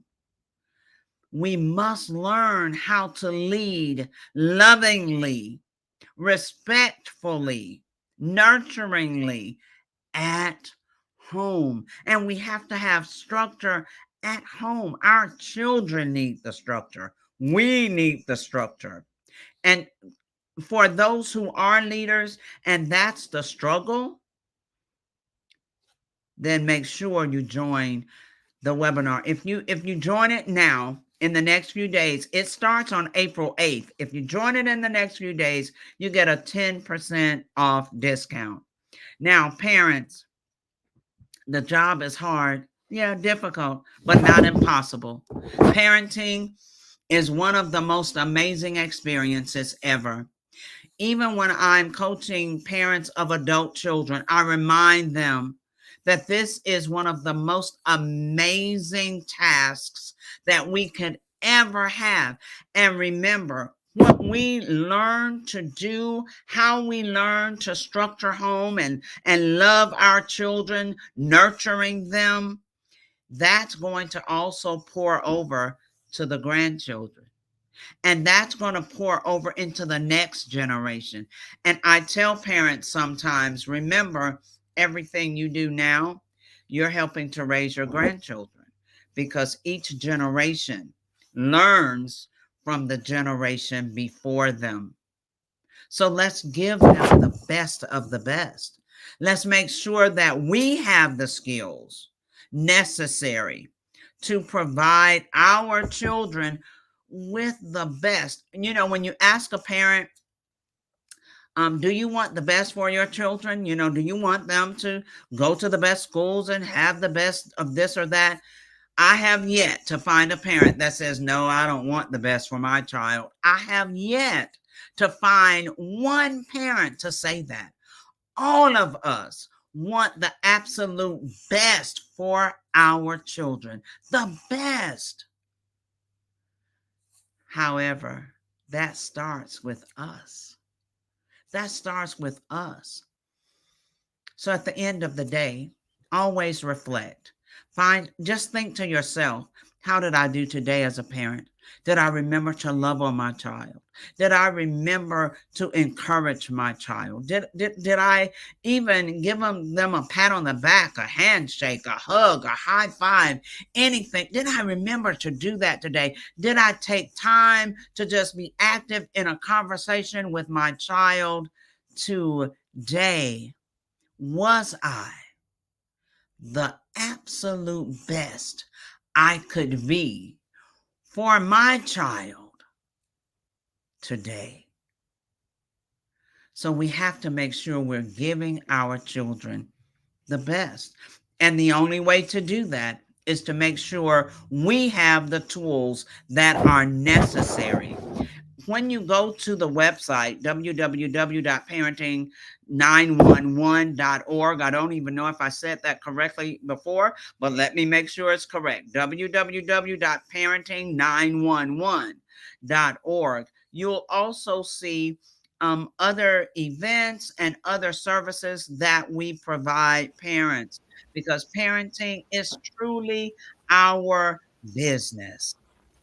All right, sir. I see that you're back. I know that means my time is up.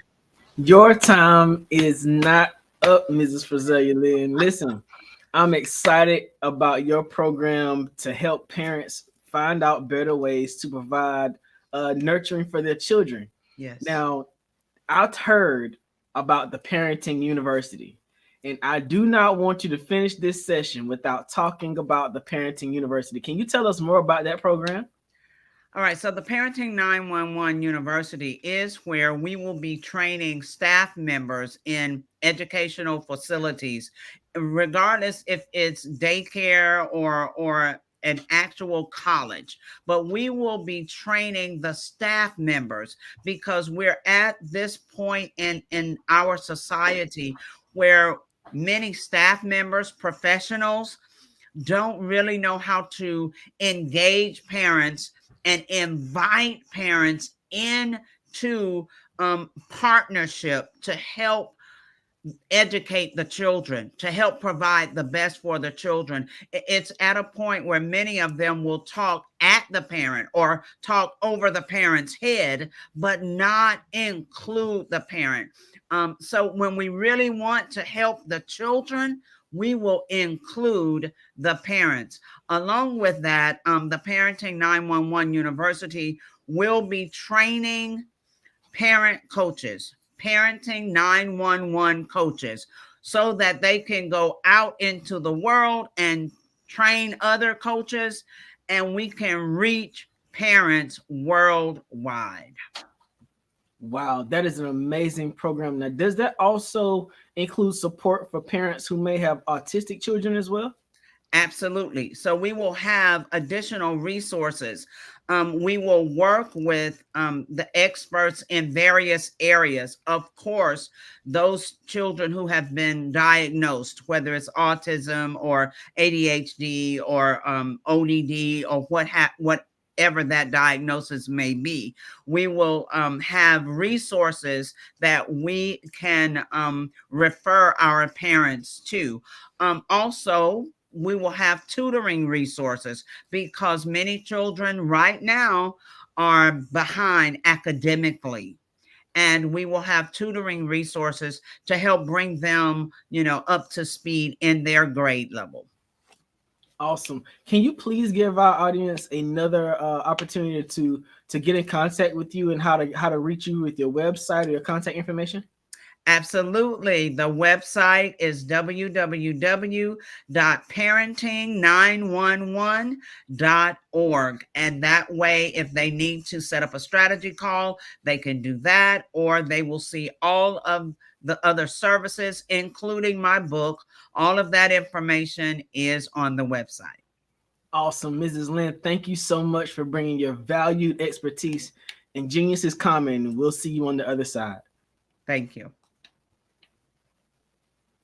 Listen, I want to take a moment to promote the scholarship that the Black Business Network supports. Every dollar counts. So we want to remind you to donate to the scholarship fund. We want to thank our Black Business Expo USA sponsors from March 2024. NC 100, Moody Capital Partners, Suede Soul, Lotus Riche Coaching and Training, Carolina, Virginia Minority Supplier Development Council, Step Management, Barbara H. Smith, LLC, Marge McLean Foundation, Incorporated, Genius is Common, Earth Essentials, Melanie Shani Global, Executive Women's Success Institute, The Quality Coaching Company, Superwoman Business Services, Creative Force Studios, Lee Entertainment, Artistic App Design, and Black Business Expo USA. My name is RJ Stevenson, and I've been your evening moderator. Thank you so much for joining us. Genius is Common, and I'll see you on the other side.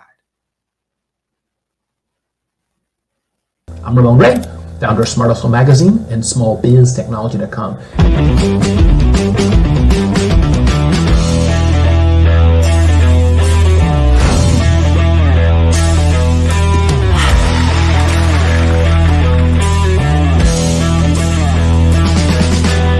You're here today to celebrate small business success. Stand up on your feet. You rocked the house. It was amazing. Didn't we learn? For me, success comes from failure. One thing not to do is shake somebody's hand like this.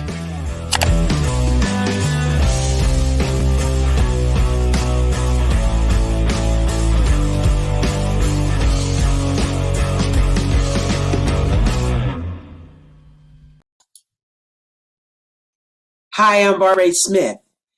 Genius is common. My genius is executive coaching and professional corporate training. As the master executive coach and corporate training ambassador for the Genius is Common movement, I help business owners Craft their stories in such a way that you know exactly what they do, what they have, and what they bring to the table. Many times as business owners, we are asked, so what do you do for a living? And we could be crushing in our businesses, but we're not quite sure exactly what to say in a short amount of time. Well, I help you take those stories that are the reason why you're in business and why you're so passionate about your business and craft them in such a way that people are drawn to you as opposed to being repelled by you. Because every conversation, every time you talk to someone about your business, you are excited about it. But are you really conveying what you do, what you have, and what you bring to the table? And do really people understand why you care so much and why they should care that you have the solution to their problem? Well, I'm here to help you with that. As a master storyteller, I can help you with your stories and spin them in such a way that they are intriguing and fascinating. People want to listen to you talk about your business. That's why at the Genius is Common movement, I am the master executive coach and professional training ambassador. That's my genius. And genius? Oh yeah, it's common.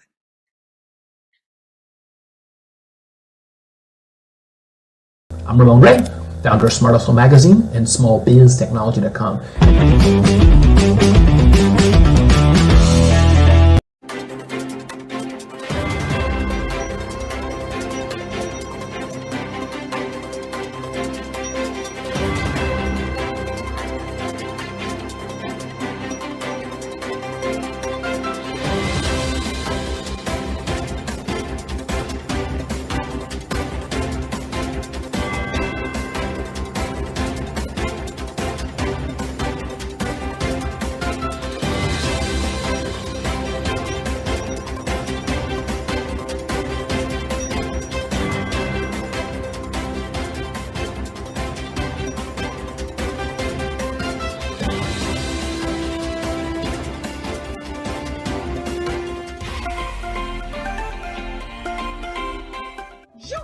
Dr. Eric Kelly III and a host of phenomenal speakers from all around the globe for this 7-day virtual event that you don't want to miss. The mission of the Black Business Expo is to raise scholarship money from kids all the way from high school, all the way from college. The Black Business Olympics is one of the largest Black business showcases in the world. It is an opportunity for businesses and companies to showcase their businesses globally. We are going to be giving away laptops up to $5,000 away to students. Again, I'm Olivia Appleberry, the founder of 2 Cents Finance and one of the speakers for the expo. I am so excited to see you there. For more info, go to www.blackbusinessexpousa.com or call 919-308-9090 and hope to see you there.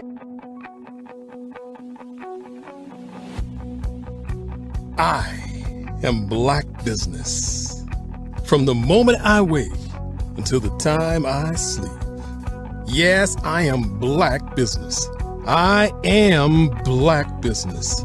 Tell me, are you Black Business? I am Black Business. Do you support Black businesses? Listen, I support Black business because I am Black Business.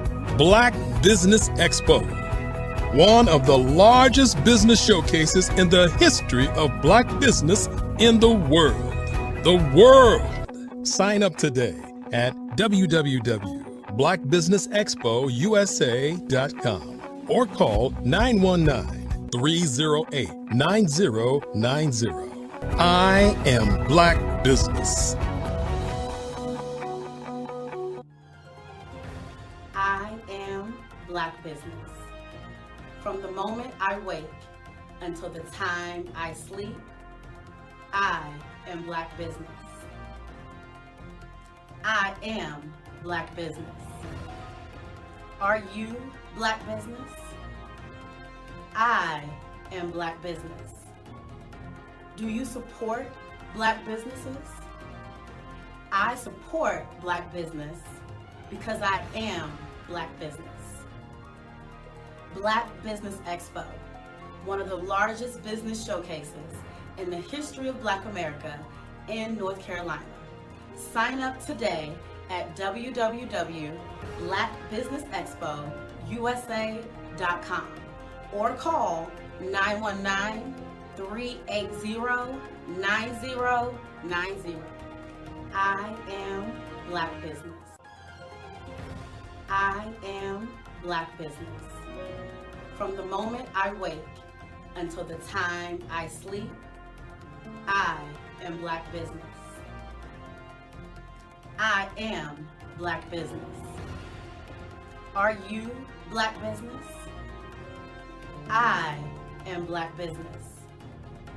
Do you support Black businesses? I support Black business because I am Black business.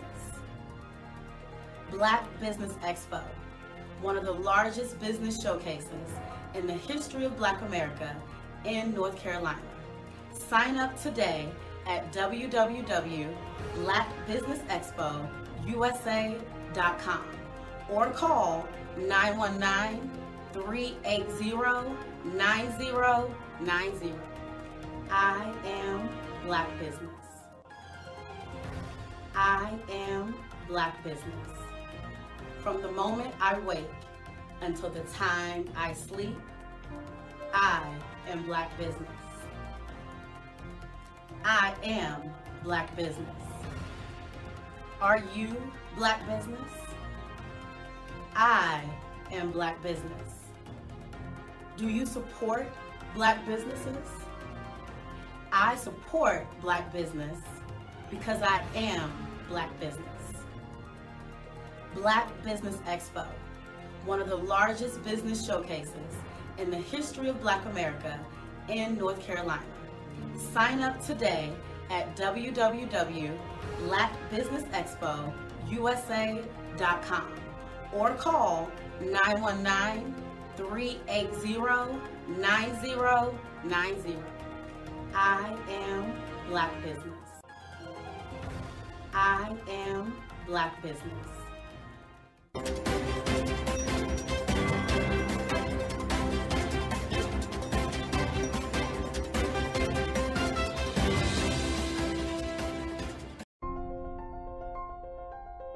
What if you could build your own city? A place where every child can find nurturing people to help them achieve their full potential. A place where every adult can access job training support. Where health education is abundant. Where social justice ruled the land. A place without limitations. Welcome. You have arrived at STEM City USA. It is what every city should be.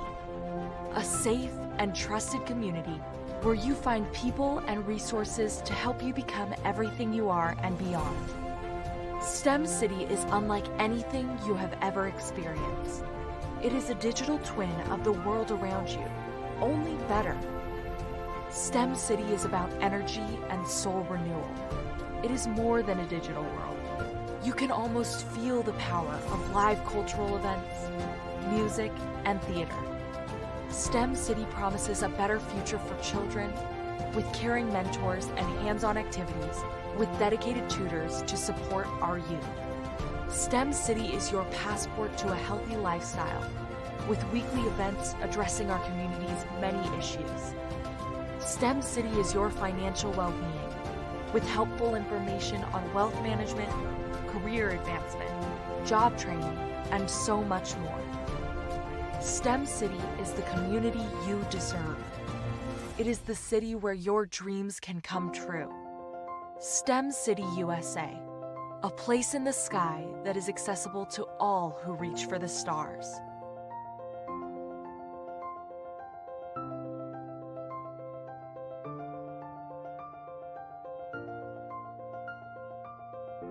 I'd like you to imagine with me, if you will, opening an app where you can collaborate with like-minded individuals from around the world, get inspiration and in-app tools to launch and grow your business. as well as share your knowledge and earn compensation, all in one app. Well, the name of that app is Truso, short for Truly Social. Hi, I'm Matthew Newman, the founder and CEO of Truso. A new concept in social media, Truso is designed from the ground up to be a platform that's both social and empowering for all its users. How exactly do we do that? I'm glad you asked. First, Truso brings the world together via video. Psychologists assert that video provides a significantly more effective connection than audio only. When you enter a community on Truso, you're face to face. Second, on Truso, you don't have to have 1 million followers to monetize. Our business model allows all hosts and moderators to monetize, no matter the size of your following, by 1, producing fee-based content, and 2, inviting others to join the platform as subscribers. Even more, Truso has an in-app resource library with over 100 free resources, forms, and documents to help you build your brand and grow your business. Third, Truso is inclusive. The deaf and hard of hearing communities make up 360 million people worldwide. Unlike audio-only apps, Truso embraces this community, providing a networking platform that allows them to participate via video and closed captioning. We even have a deaf and hard of hearing foundation in the works as well. Fourth, Truso is both social and safe. We refer to Truso as a virtual extension of the beauty shop, barbershop, and brainchild of the community. A place where there's laughter, along with wisdom, growth-oriented conversation, and genuine connections in a safe space. Truso even has proprietary security to ensure we maintain a safe environment for everyone. Where are we at now? Truso is live, y'all. We've launched in beta and we're acquiring users daily.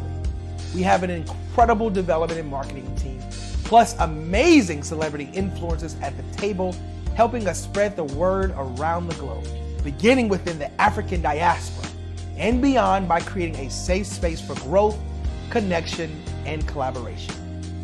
Absolutely. So our coaching program help people that have the lack of time, that lack strategies, and lack the confidence to go after their dream life. So we help them implement tools. We help them implement, I love to leave the inherited lack of finances or the education behind finances. But it wasn't until I lost my firstborn, my only son, that life changed for me.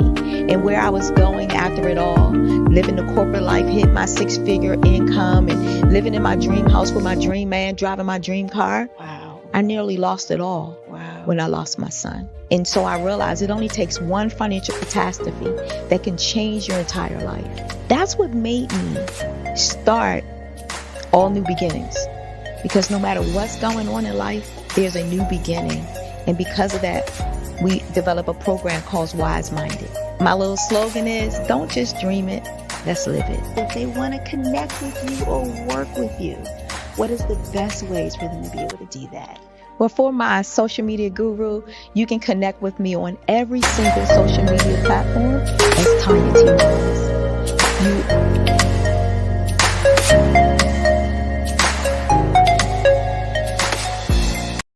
I am from Washington, D.C., but I was raised in Durham, North Carolina. I came to Durham when I was about 5 or 6, and then I traveled back and forth to D.C. because it's where my people are from. One of the unique things about my family is my mother, she's also an artist. She does quilting, and she does a lot of artistic things. And then my son, he draws with both hands, his right hand and his left hand, like I do. So that's kind of a family trait. And then my other son, he's a videographer, and my daughter, she works, she's a regional vice president for Sunglasses. When you start out drawing and sketching, you want to continue to explore, you know, each avenue. I do pastels, I do pen and ink, I do painting, I do acrylics. I haven't done oils yet. But I try to do all facets of art. What I say to a lot of times to people is, you know, you can't put yourself in a box when you're an artist. You have to explore. And over the course of my life, I've tried to explore different mediums. I also do sculpture as well. I choose my subjects by the intensity that they have in their faces, or the intensity that somebody is moving, because I do more than portrait drawings. I also do I do abstract, and then I do figurative drawing also. Well, what happened in this particular show is that I started out trying to come up with something that would be a little bit different than what everybody else is doing. So I was working on a Barack Obama show, and they wanted me to do some paintings of Barack. And so what I did was, because of the deadlines, I kind of did it kind of fast. And then I realized when I was doing it fast, I enjoyed it. And so then I started doing other pieces the same way, and I started to enjoy those pieces also. And so I came up with this particular style. And it's a style of lines and colors. And what's interesting is that when I was in college, I did a show called Lines, Colors, and I talked about the boldness of the blacks, the hotness of the whites, and this is how this has come about, later on in my life. And the colors comes from a lot of the entertainers that I work with, where they wear different colors. They don't wear, your plain reds or your whites. They wear different colors, and so that's also another piece of what's giving me the colors. The subtitle of this show is Faces That Speak Life. That's real critical. Faces that speak life. Each one of these pieces is a life source and a life energy that's being put on display for people that are looking at it. I always say in terms of my art, it's not important that I draw them. It's important what you get out of what I draw. I don't try to just draw it because you like it. People wanted me to do prints. I didn't do prints.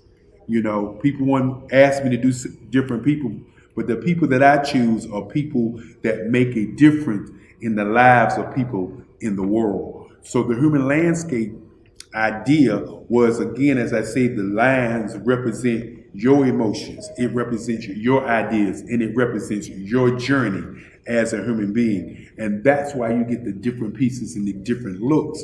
And as you notice, I try not to do one look that looks alike another look. And that's what's the most important part of this show.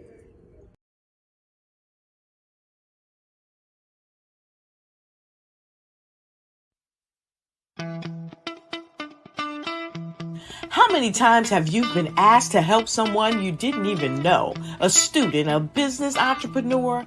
Or did you ever even ask, where did they end up? That business, that friend, that entrepreneur. Well, just maybe they ended up in a gang, bankrupt, homeless, or worse, dead. Maybe they turned to crime, drugs, and alcohol. Did you ever wonder? Did you destroy their dream, or was your life always so easy? At the Black Business Olympics, we started a movement to help students complete. Give them hope and foster success.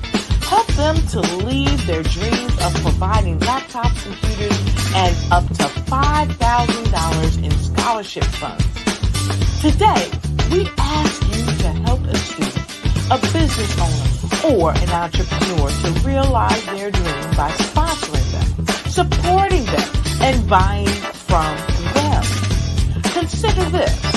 With $1.6 trillion in our Black community, we only ask for a small donation for our students, our businesses, and our entrepreneurs.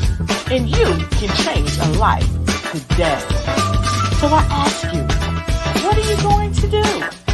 Sit on the sideline and watch our students in high school be losers, miss out on their dream from lack of resources? Or are you going to donate to the movement and change their future and yours as well? Give us a call today at 919-308-9090. Change their life by investing with action to the Black Business Olympic Fund. The Black Business Olympics, one of the largest business showcases of Black business in the history of the world.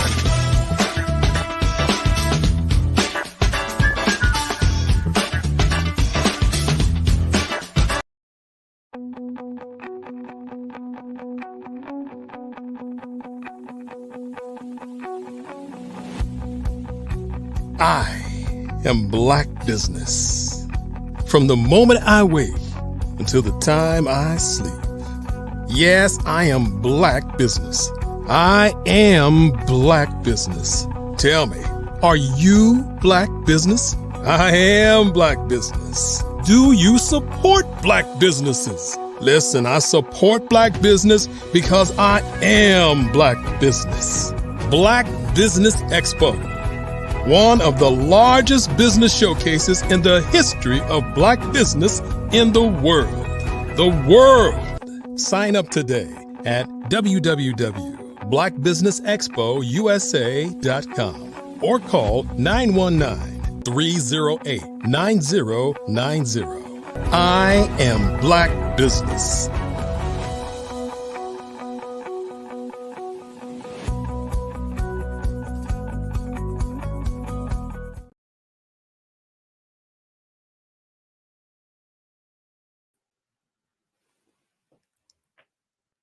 Good evening, everyone.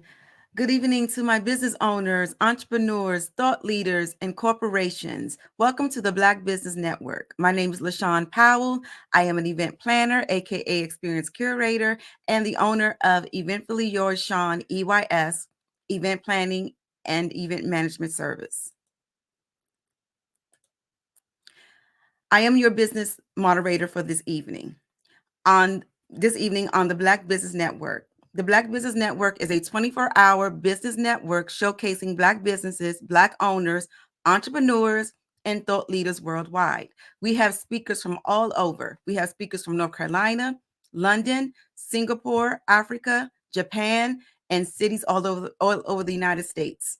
The Black Business Network is a global community sharing its business knowledge to empower, inspire, and educate businesses about business. So tonight, I am your speaker. So I'm going to read my bio so you guys can get just a little bit of background on me. So to start with, I am a seasoned office administrator with over 20 years of experience and an associate's degree in business administration. I spent the last 17 years building a career in the federal government. Originally, I am born and raised in Washington, D.C., and I now reside in Upper Marlboro, Maryland, with my husband, my wonderful husband of 21 years, and our two beautiful sons.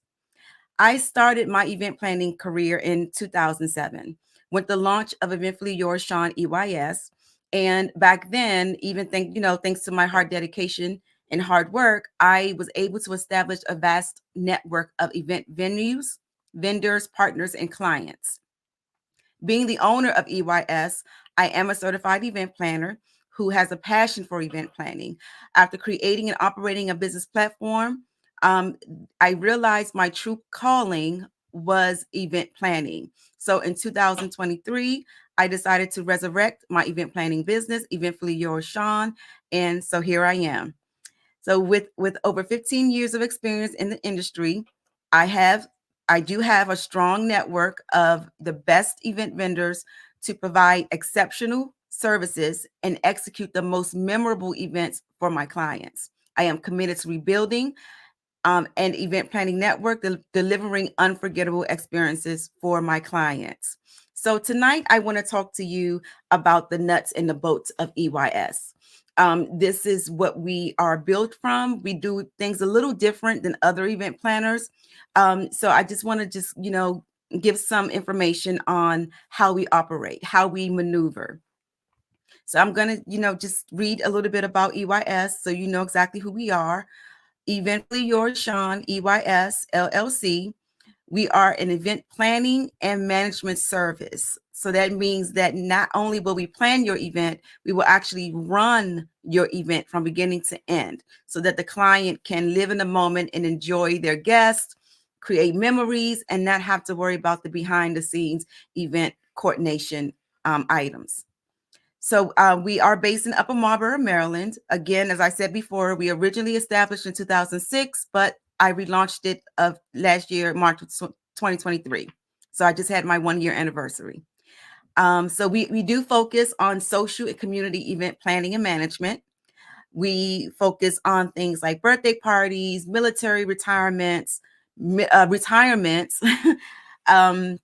anniversaries, showers, engagements, dinners, corporate open houses, corporate award shows, you name it.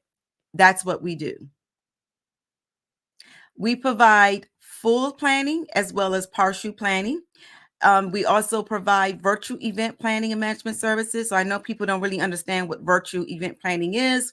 So now that we are in the age of Zoom and all of the streaming platforms, people actually plan events, virtually. So what I do is I come in and I help them. I help them with everything from schedules to, keeping track of RSVPs, keeping track of attendees, speakers, whatever the event calls for. That's what my team and I can do for virtual event planning. So we plan, organize, and execute all aspects of milestone and social events. Like I said, birthdays, anniversaries, receptions, showers, graduations, reunions, business networking events, community events, and more. We believe that every great event starts with being organized, attention to detail, while curating our client's vision. And by doing this, we offer a variety of options to assist in making the occasion as breathtaking as the client envisioned. Our mission is to provide an exceptional client experience while making everyone feel valued, celebrated, and relaxed. It is our mission to serve humbly with kindness in ways that honor God. That is our vision. So the first thing I want to talk about is our packages. Again, we do things different. Most event planners do packages like gold packages, platinum packages, silver packages. We don't do that. I wanted to create packages that actually fit the need of what the client wants. So for example, we have 3-tier primary packages. The first primary package is tier 1, and that is the event planning package. That is our full planning package. Number 2 is our tier 2 package. It's our event management package. This is our partial planning package. And then number 3 is our tier 3 package, which is our decor and setup package. And I'm going to actually go over what actually consists of in the 3 packages. But tier 3 is just strictly setup and decorating. Most clients just want you to just come in, set up, decorate, and get out the way. And so that is a package for that service. So our event planning package, tier 1, this is our full event planning package A to Z. This is the package where the client does nothing. Okay, so this package is designed to assist from everything from A to Z. We can help with everything from budget, event design, theme, color, vendor management, vendor meetings, planning schedules, deadlines, setup and breakdown, and more. So with our tier 1 package, you get, of course, EYS staff, which is the event planner and coordinator. You get an event manager, creative director, and you get an event team. So I do have a team. It's just not me. I have a whole team that every time we have an event, we show up and we show out. My team is awesome. I couldn't ask for a better team that stands with me and have buy-in to my vision as I do. So I'm very, very blessed and grateful for that. So with this package, you get the EYS staff, you get the planning, right? So the planning consists of course, I have preferred vendors that I work with. I can interview and hire the vendors on the behalf of the client. I can also select their venue based on what they're looking for. Site visits, event schedules, planning, timelines, checklists, confirm vendor details and logistics and cost, confirm venue details, logistics and cost, day of logistics, day of coordination, contract review, budget assessment and oversight, vendor consultations and meetings, yes, order and reserving event rentals, guest and RSVP management, party favor selections, client status reports. Yes, I would definitely provide status reports on what's been done and what needs to get done. Ordering and receiving of the event supplies and equipment. Overseeing of client purchased decor and supplies and equipment. Customized venue floor plans and layouts. Vendor reminders and provide day of logistics, meaning the time that the vendor needs to be there, the location, hours, and pretty much making sure that they have what they need to get the job done. And so another aspect of this package is event coordination and management. So this is pretty much the day of. So we will show up and we will oversee any and everything that has to do with the vendor and venue setup and logistics and coordination so that the client doesn't have to worry about none of that. We will oversee the the breakdown and setup. We oversee the flow of the event to ensure all elements are coordinating and streamlining as they should be. Oversee and manage the run of the show. The run of the show is just another term for event schedule. So let's say the client has a program, right? They want speakers, they want a presentation, they want an actual program to take place. So I would be the one to keep everybody on point, on schedule. I would be the one to make sure that everyone is where they're supposed to be and they have what they need to, again, get their role accomplished. So I would oversee and manage the run of the show. I would, of course, assist the DJ and or MC with the run of the show because, I make sure all the vendors have a copy of the itinerary, a copy of what's going on in the time. So everyone knows that they need to be, at their stations, at their posts, at a certain time. So I assist the DJ with that. Point of contact for all the vendors. None of the vendors should be reaching out to the client directly. All of the vendors should be reaching out to me or one of my staff persons. Oversee event staff and assign event roles and responsibilities as necessary. So as I mentioned, I do have an event staff. Each one of my people know what they are supposed to be doing the day of. I assign them roles and then they know what their duties and responsibilities will be for that day for the event.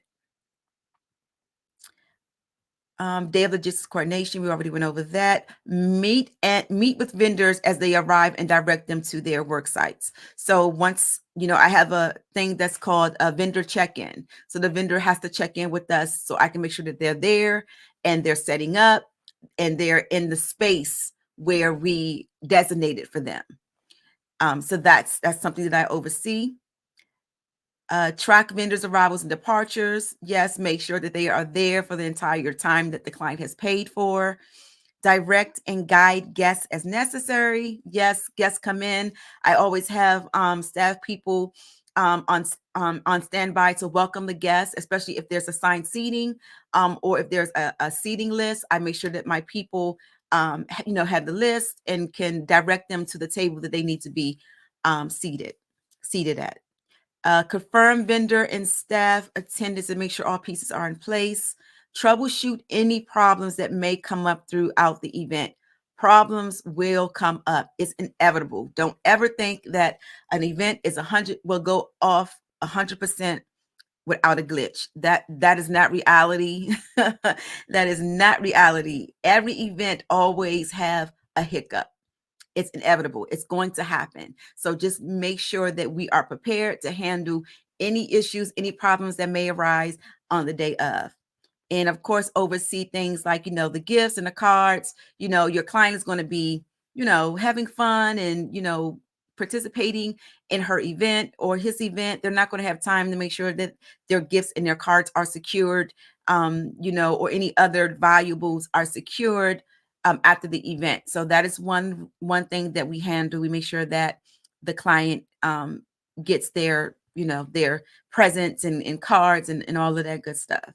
And then, of course, at the end of the event, we oversee the breakdown. We are the first people there and we're the last people there. My clients pretty much leave after the event because they know that we're there and we have everything handled. So me and my team, we are breaking down, cleaning up, and locking up the venue if that's what the venue calls for. And then with this package, you also get event setup, which is setting up of the tables. Usually you have a guest of honor table, you have guest tables, you have the food table, you have the bar and beverage stations, cake table. Of course, we set up the centerpieces, the decorations, card and the gift table, which is also called the welcome table, the focal point and backdrop. This is one of the elements that has to pop in an event. So this could be a backdrop, this can be a balloon focal point display, this could be draping, this could be this can be just a table for the guest of honor, but whatever it is, it has to stand out. So we would definitely take care of that. We would take care of setting up the tables and chairs, of course.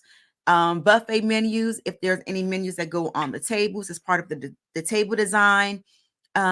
Table reserve signs. I always put table reserve signs on at least the first 3 because most clients want their immediate families to sit near them. So I make sure that their seats are reserved.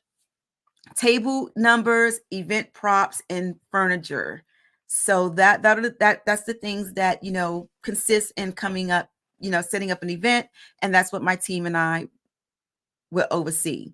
And then, of course, you have the event decor set up, which me and my creative director would pretty much make sure that, again, the guest tables, the food stations, the cake tables, centerpieces, decorations, everything is staged, which meaning that we are actually, after my team set it up, we are going around and we are positioning things, making sure that things are where they need to be and it looks good. So that's pretty much what staging is. So that's what we're doing after the setup piece is done. We're going around pretty much doing a checklist and making sure that everything is how it should look. Event design. This package also comes with event design. Most clients already come with ideas of what they want, the colors and the aesthetics. They already know what they want. But our job is to, because we're the professionals, our job is to pretty much develop it more so that it could be like a wow factor. So my creative director is on my team, and she is responsible for event designing. So what we do is we do the layout and floor plan, the color palette, vision board, design recommendations, event lighting, balloon design, the buffet design, if there's a buffet, event focal point, the focal point, again, as I mentioned before, and tablescape and designing. So tablescaping and designing is very important because that's really what makes the event pop. So you have, all types of linens that you have to select, choose from. You have centerpieces that has to go with the theme and the color of the event. You have so many options that you can choose from, to help you design the tablescaping, the table design. And with this package, you also get event decor. So of course, me and my creative director, we would select the linens for you.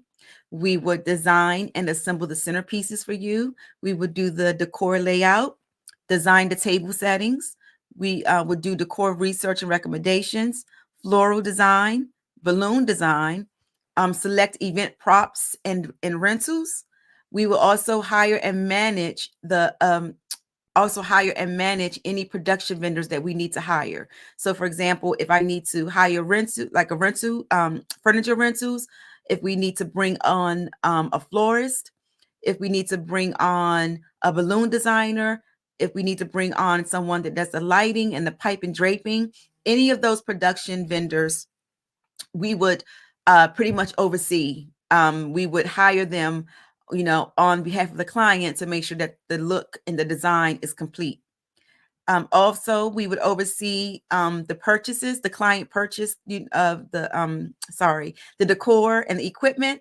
So if we come with a list of things that we need, we would definitely get it approved by the client first, but we would be responsible for ordering all the supplies, all the equipment, and all the decorations for the event. And then, of course, we would receive them as well.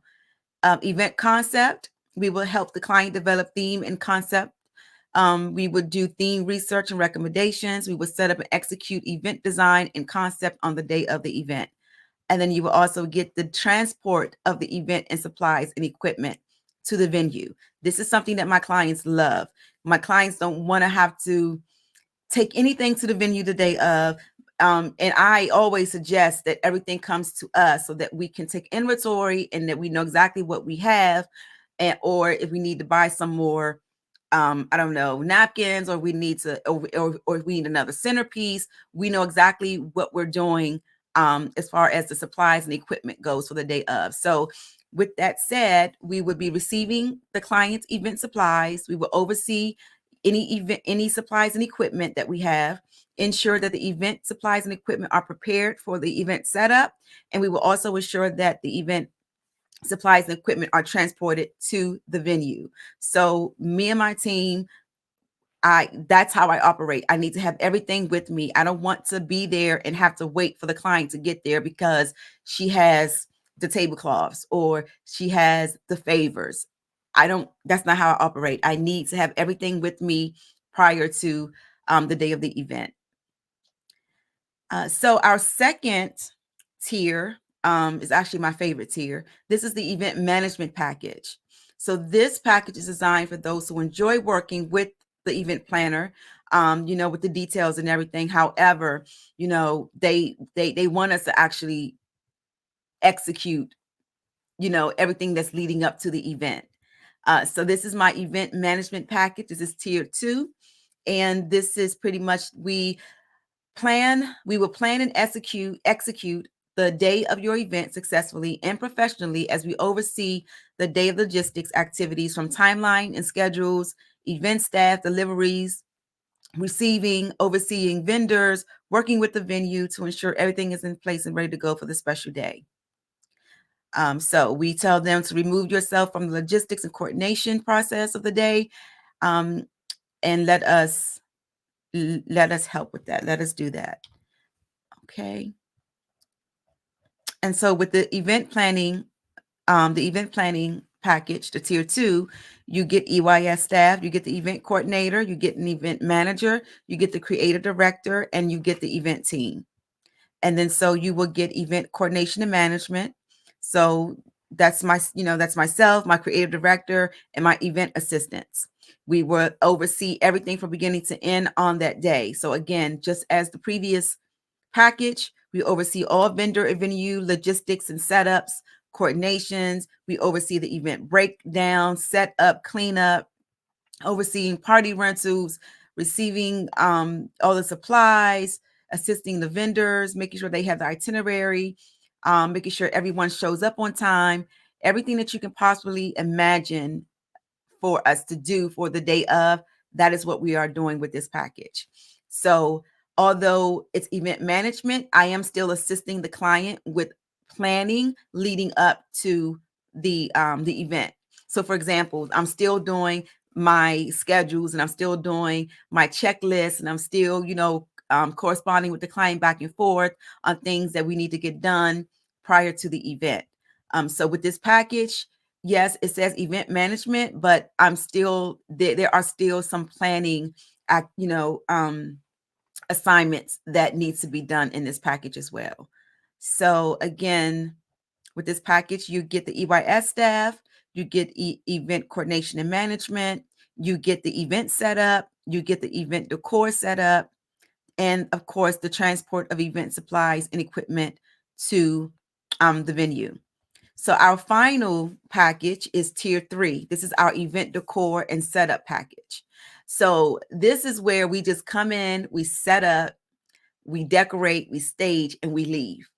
So I'm finding more and more that clients just want people to come in and decorate because they don't feel like decorating, which is fine, which is absolutely okay with me, because this is the easiest thing that we can do is just transport everything, set up, decorate, stage, and then we leave. So this package is designed for those who want event design and setup, we will help with setting up any decor and execute all the details we have put together for your event. So you're able to focus on other aspects of your event. So with this package, you get EYS staff, you get me, the event coordinator, my creative director, and depending on the number of guests, you will get a adequate number of event assistants to help us set up and decorate. So with this package, we do the event setup, which is your tables, centerpieces, decorations, and things like that, your balloon focal points, table signage, things like that. And then of course the event decor setup. Again, your table, your guest of honor table, your guest tables, your food stations, bars, centerpieces, decorations, everything that we need to do for that day. And of course, we will help you with event decor recommendations. So, we will come to you and give you our expertise on what we think would look nice for the event as far as the decoration goes. And it's up to the client to approve it or give us their recommendations on what they want. And with this package, we will also transport all of the event supplies and equipment to the venue. So those are our 3 packages. So again, we have the event planning package, the event management package, and the decor and setup package. Those are my main 3 packages, depending on what the client is looking for and what needs to be done for that particular event. Okay, so in addition to those 3 packages, we also have add-on services, because I find that clients, they don't want to do it. They rather hire someone to do it. So the services that we can do are custom design centerpieces. Of course, the event design and concept. We can definitely design your event for you. Transport of the event supplies. We can definitely do that for you. RSVP management. People don't want to send out invitations or save the date cards or receive RSVPs back and, follow up with people who didn't RSVP. They don't want to do that. So we offer RSVP management. We also offer hotel block management for the events that have outside guests, out of town guests. We can help you with blocking off rooms for your guest and getting a great rate for your guests. Seating and chart supplies. We do, assigned seating. We can do seating charts. We can do seating cards, escort cards, things like that. Custom party favors. I have an awesome vendor who does customized party favors. Thank you cards.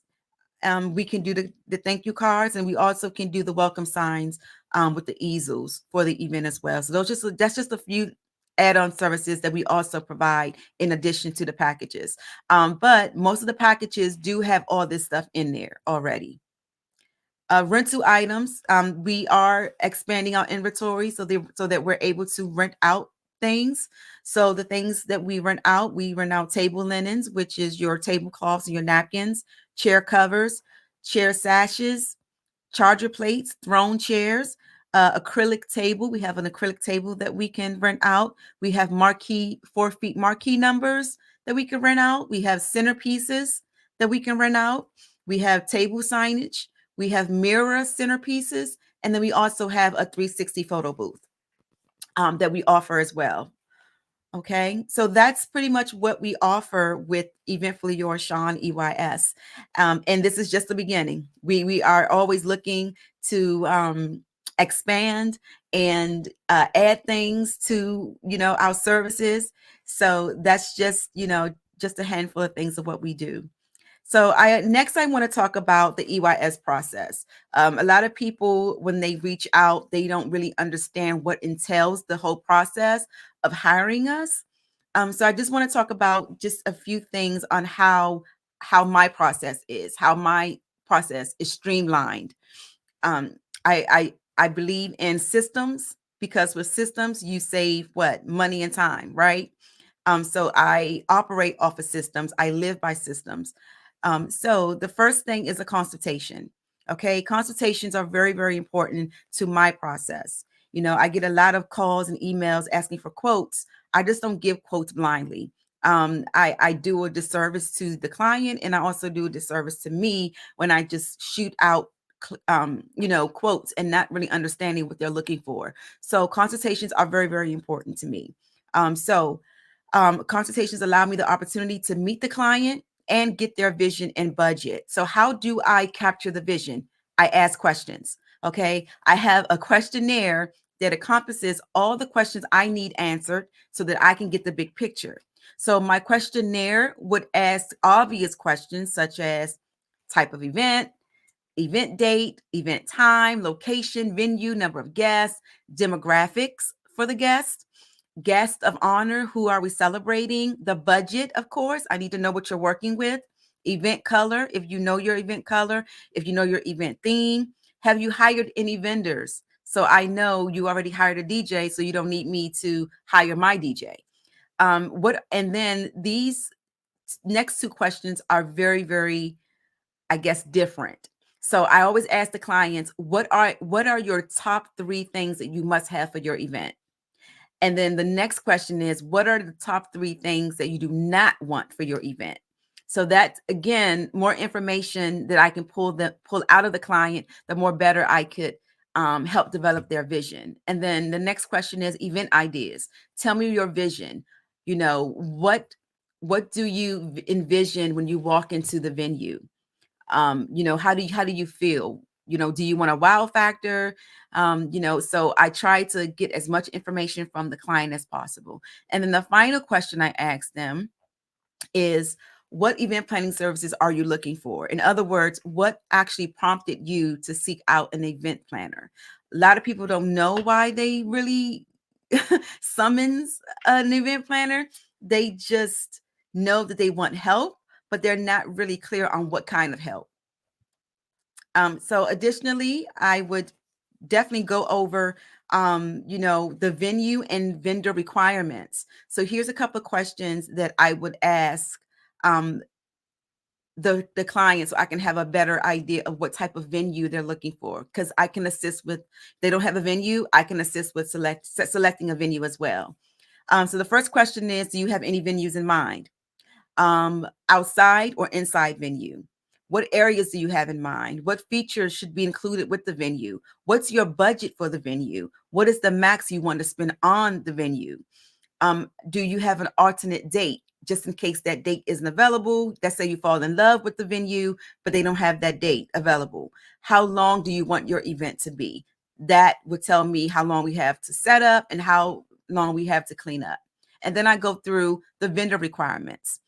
I go through a list of the vendors that I work with, of vendors that I have access to make sure that all the vendor requirements are met for that particular event. So do they need a caterer, photographer, videographer, a cake designer, a band, a DJ, an MC, transportation, photo booth, balloon designer, florist, bartender / mixologist, event design, event decor, event lighting, audio visuals, hotel accommodations, event staff, rentals, invitation / RSVP management, makeup artist, a stylist, a hairstylist, event marketing and promotions, event website. I can help with the event website, entertainment, and so on and so forth. So I need to get the requirements of what they're looking for. So the next step in my process is a proposal. Once we do the consultation and I know what you need, I go ahead and do the proposal. The proposal is a robust process. It's actually a package that's sent from my platform, which is HoneyBook. That is my operating system that I use.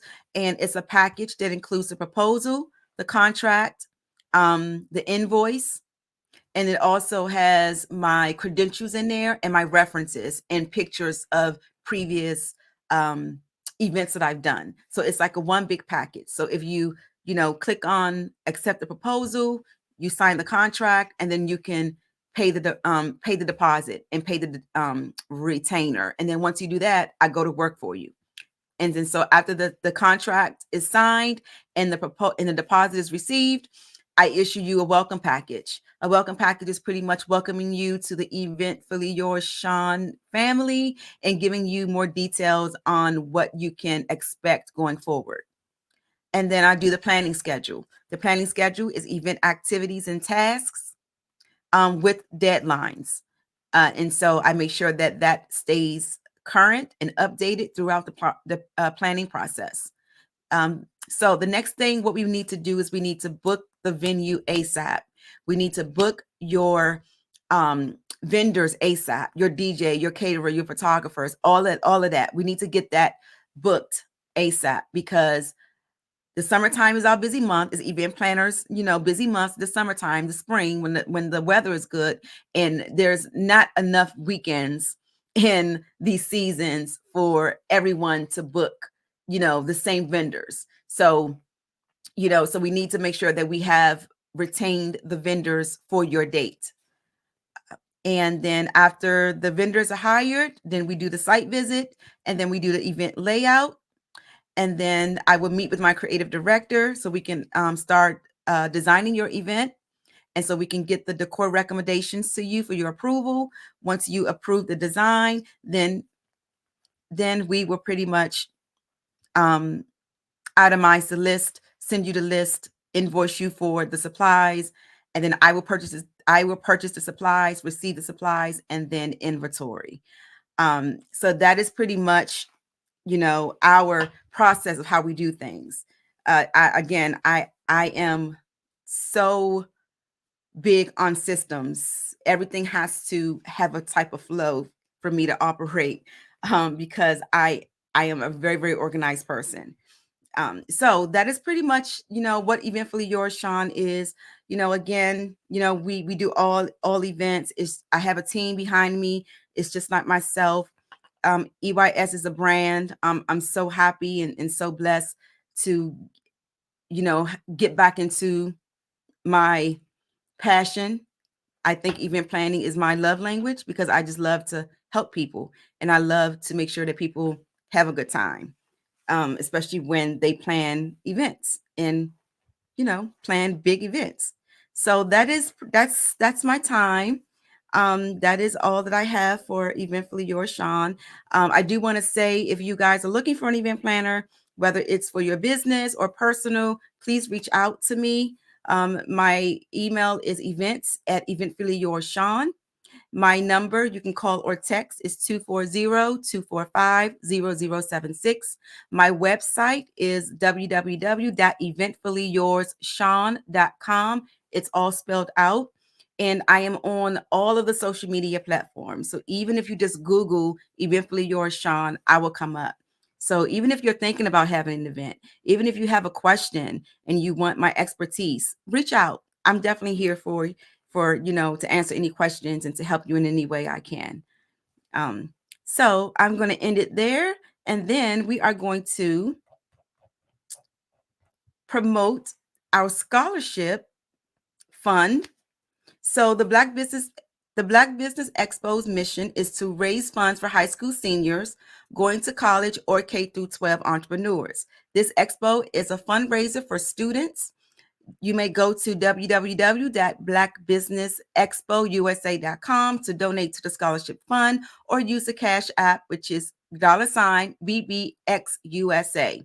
Our goal is to give laptops and up to $5,000 to 10 students. Students can register online at www.blackbusinessexpousa.com. Every dollar counts. So we want to remind you to donate to the scholarship fund today. And then we want to thank our Black Business Expo USA sponsors for the month of March.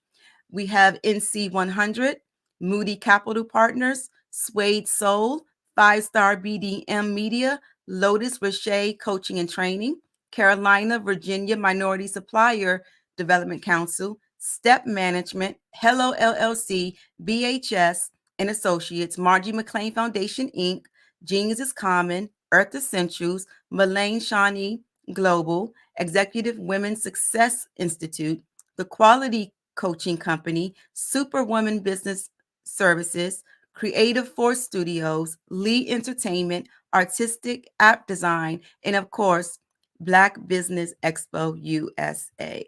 My name is LaShawn Powell. I was your moderator and your speaker for this evening. And Genius is Common. I will see you on the other side.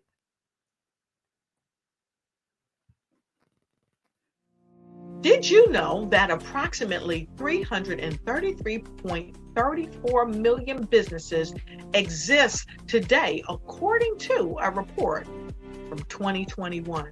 And you may be one of those businesses, or maybe you're not in the business market yet, but you're aspiring to be a business owner. Well, guess what? You're in the right place at the right time. Because let's face it, everything is about timing and opportunity. Hi, my name is Dr. Lotus Richey, and I'm the CEO and founder of the Lotus Richey Coaching and Consulting LLC, along with the Lotus Richey Ignite Show. 15 minutes of success with Dr. Lotus Richey, as well as books to boom your business and bring who you are. And today, I want to bring this amazing message to you about the Black Business Network and the Black Business Olympics. See, the Black Business Network and the Black Business Olympics is designed to help people just like you, that's right, that look like me, to take their business to the next level. Not just in your front yard or your backyard, but globally. The Black Business Network and Black Business Olympics is designed not to just help you survive, but to help you thrive. So join us today as we come together with businesses all around the world to support our students, our children, our young teens, our young entrepreneurs. What we do is we come together to help raise funds for students who are aspiring to be business entrepreneurs, who are aspiring and who are thriving in college. We endow them with a wonderful opportunity to gain scholarship of either a laptop or several thousands of dollars. And we invite you to help be a contributor to this amazing opportunity to help someone that looks just like you. So join us today at our website and let us connect with you and help you ignite and take flight in every area of your life on the Black Business Network and the Black Business Olympics. I'll see you on the other side.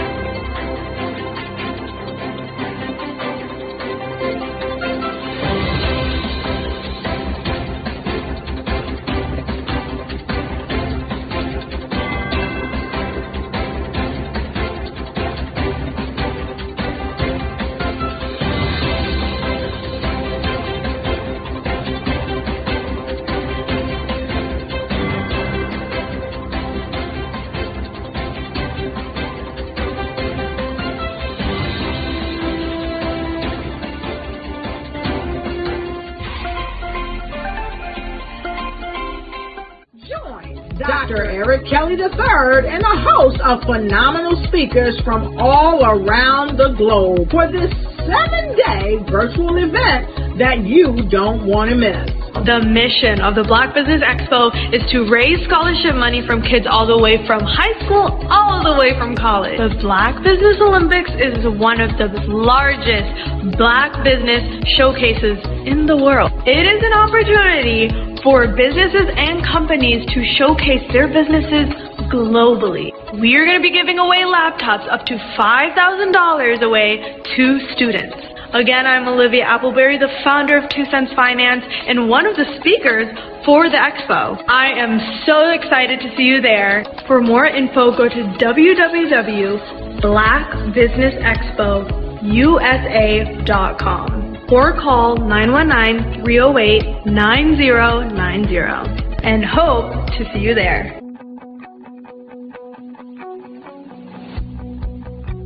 I am Black Business. From the moment I wake until the time I sleep. Yes, I am Black Business.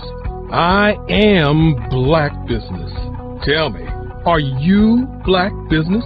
I am Black Business. Do you support black businesses? Listen, I support black business because I am black business. Black Business Expo, one of the largest business showcases in the history of black business in the world. The world! Sign up today at www.blackbusinessexpousa.com or call 919-308-9090.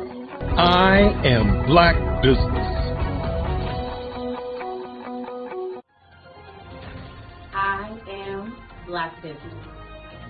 From the moment I wake until the time I sleep, I am black business. I am black business. Are you black business? I am black business. Do you support black businesses? I support black business because I am black business. Black Business Expo, one of the largest business showcases in the history of Black America in North Carolina. Join Dr. Eric Kelly III and a host of phenomenal speakers from all around the globe for this 7-day virtual event that you don't want to miss. The mission of the Black Business Expo is to raise scholarship money from kids all the way from high school, all the way from college. The Black Business Olympics is one of the largest black business showcases in the world. It is an opportunity for businesses and companies to showcase their businesses globally. We are going to be giving away laptops up to $5,000 away to students. Again, I'm Olivia Appleberry, the founder of 2 Cents Finance and one of the speakers for the expo. I am so excited to see you there. For more info, go to www.blackbusinessexpousa.com or call 919-308-9090 and hope to see you there. I am black business. From the moment I wake until the time I sleep. Yes, I am black business. I am black business. Tell me, are you black business? I am black business. Do you support black businesses? Listen, I support black business because I am black business. Black Business Expo, one of the largest business showcases in the history of black business in the world.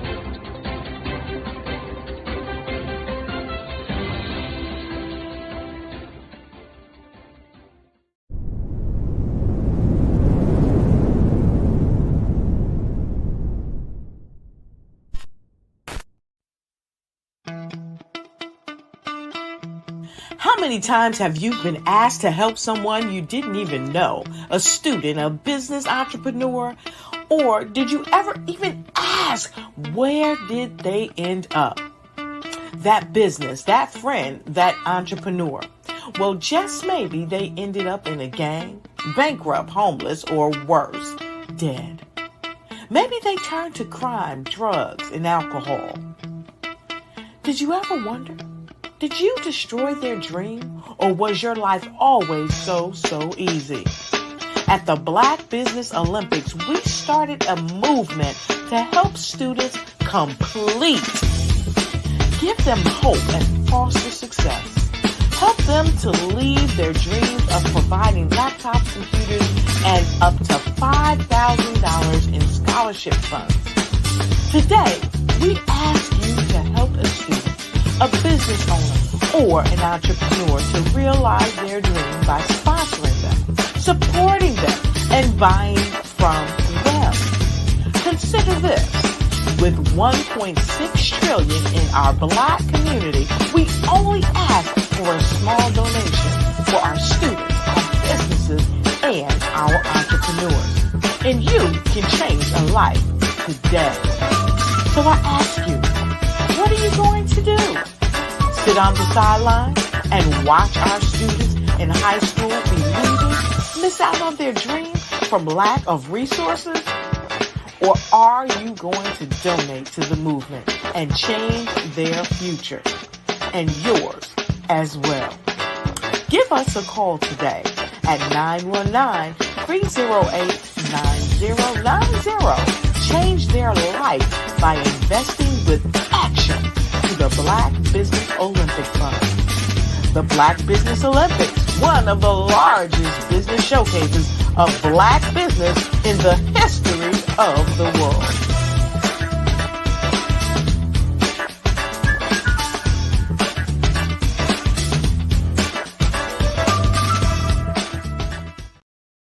Artist to me is a creative expression of something from nothing. You know, it explodes onto the canvas, or it explodes on in my work.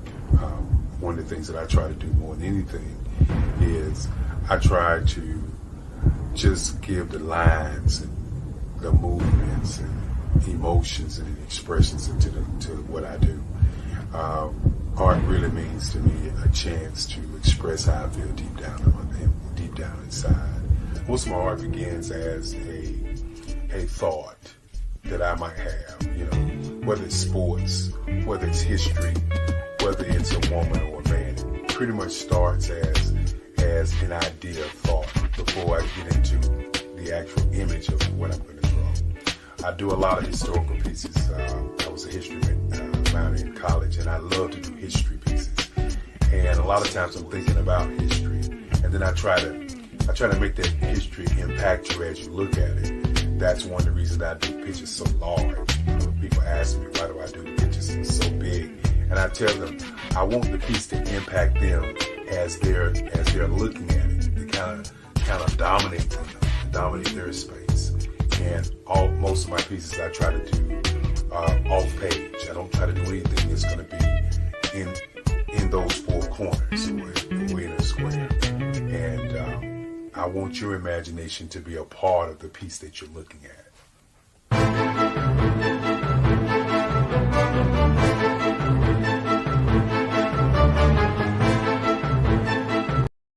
I am from Washington, D.C., but I was raised in Durham, North Carolina. I came to Durham when I was about 5 or 6, and then I traveled back and forth to D.C. because it's where my people are from.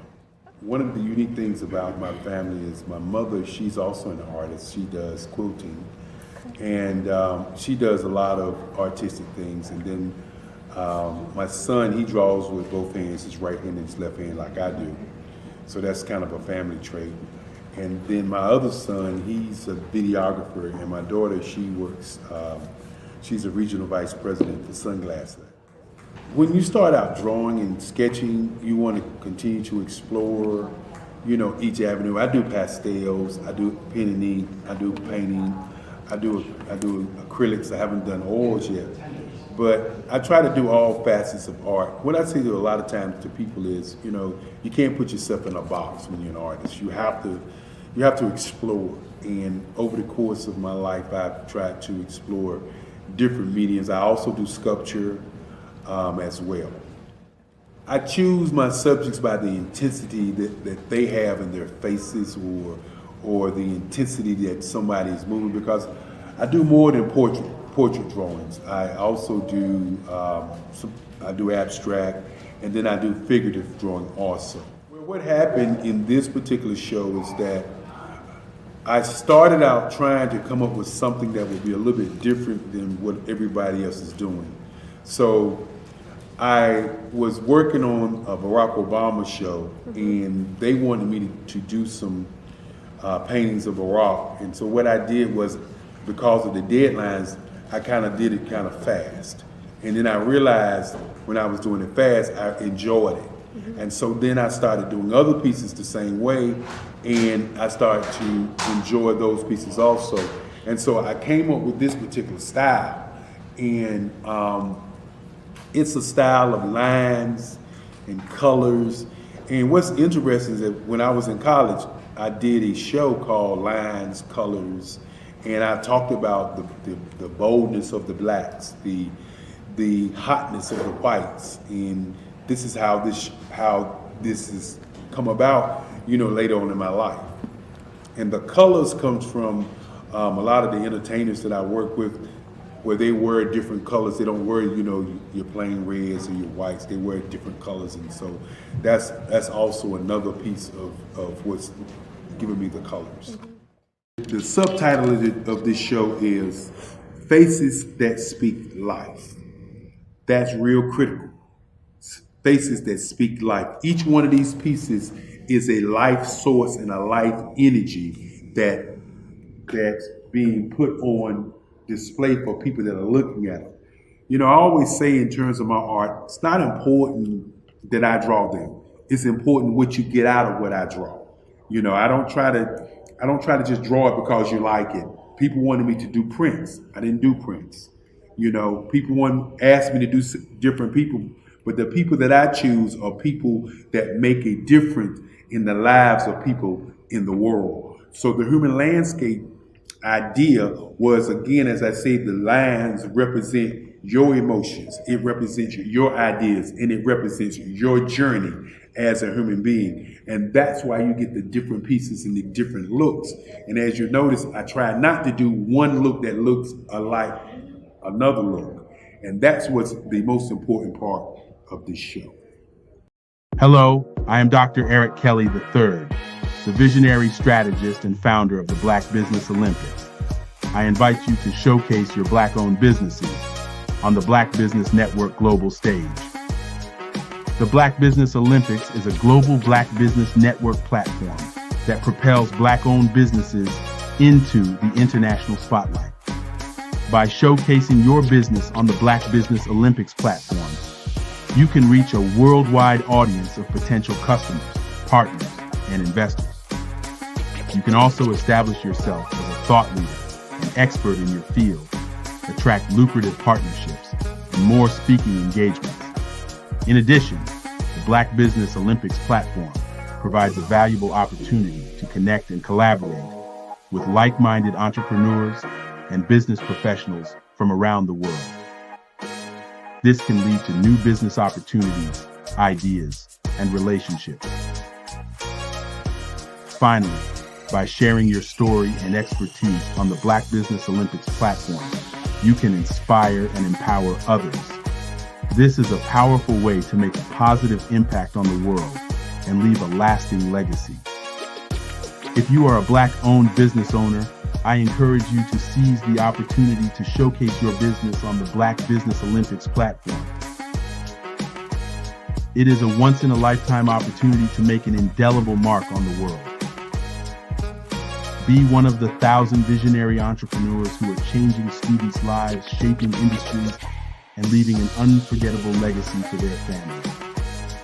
Unleash your voice on our global stage and watch your business thrive. Black Business Olympics is one of the largest Black business showcases in the history of Black business in the world. Yes, the entire world. Just give me a call today at 919-308-9090.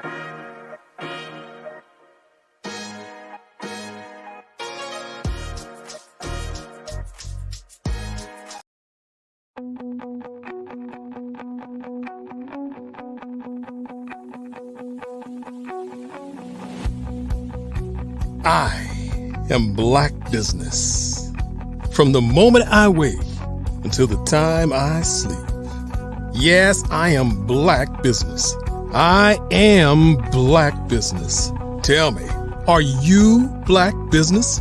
I am Black Business. Do you support Black businesses? Listen, I support Black business because I am Black Business.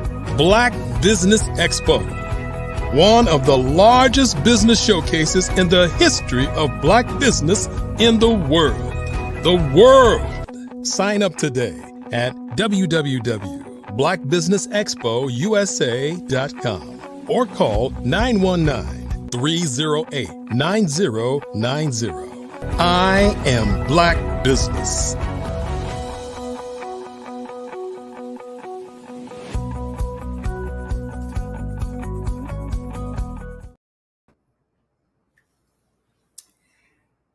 Good afternoon, business owners, entrepreneurs, thought leaders, and corporations. Welcome to Black Business Network. My name is Vernita Griffith, and I am your moderator for this evening on the Black Business Network. The Black Business Network is a 24-hour business network showcasing Black businesses, business owners, entrepreneurs, and thought leaders worldwide. We have speakers from North Carolina, London, Singapore, Africa, Jamaica, and cities all over the United States. The Black Business Network is a global community sharing its business knowledge to empower, inspire, and educate businesses about business. Now, our speaker this evening is J.L. the Genius. He is the author of Profit Funnels, inventor, marketing expert, and host of the Legacy Talk podcast. He empowers entrepreneurs to inspire the lives of the uninspirable in an unforgettable manner that encourages them to change the world for the better. Impact those who feel shut out, who would normally shut down, and improve the world by introducing their genius ideas into the marketplace. While other marketers aim to make their clients 6 figures in 1 year, he has helped people make 6 figures in 1 day. Before you can build a legacy, you have to build a solid foundation, and that is exactly what he helps you to do. Genius is common, and I'll see you on the other side.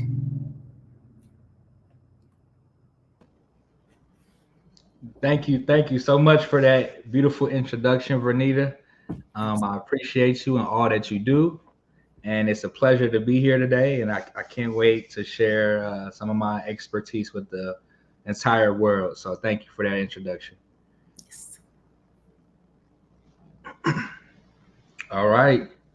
Well, what's going on, guys? She gave you a brief introduction, but just to recap, my name is J.L. the Genius, also known as Jerron Walters, but I go by J.L. the Genius. And before I begin, I just want to thank the Black Business Expo.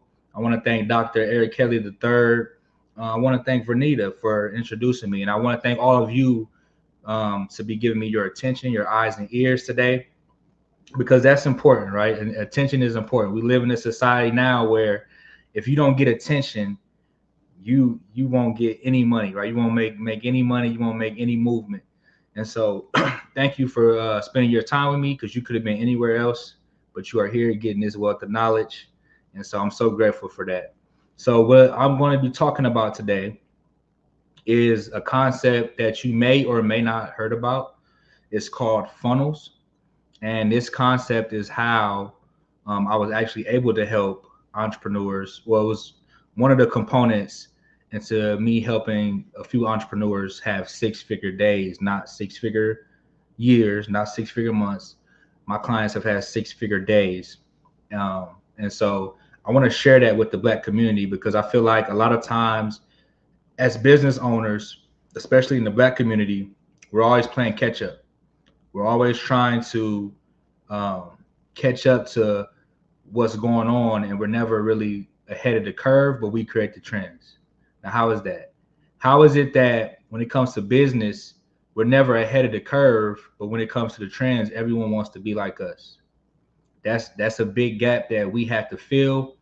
And with this funnel process, this is going to allow you guys to literally go, from 0 to 100, like to scale your business, right? So you don't have to play catch up. You don't have to be considered a commodity. If you don't know what a commodity is, that's a commodity is like something like a t-shirt. So if you're selling t-shirts, if I'm selling my shirts for $20, Johnny up the street is selling his shirts, the same shirts, for $15. So based on that, who has the more valuable product? If we have the same quality of shirts, mine is 20, his is 15, the $15 product is better. So that's a commodity. When somebody can compare your business to somebody else, We don't want that, especially in our community. We want to be a standout.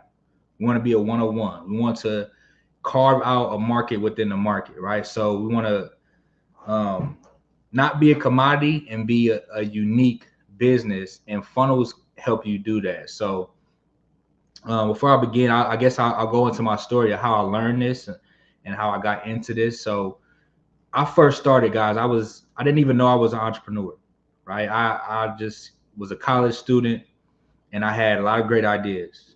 You know, I had a lot of things on my mind. Mine was always racing, always had ideas. And then one day, of course, I was in college. I was trying to go to the NFL. That was my goal, right? I wanted to go to the league. Everybody wants to go to the league. But, I got to thinking to myself, I'm like, man, this is not really what I really want. I don't really want to go to the NFL. All right, that was a dream that was placed on me in my childhood. And because my uncles and everybody wanted to go to NFL, that's what I thought was necessary in order to escape poverty. That's what I thought was necessary in order to make a living and provide for my family. And when I found out in college that was like the furthest thing from the truth, right? You don't have to be an athlete to make money. But me growing up, that's all I saw, the people making money. Those are the only people I saw making money.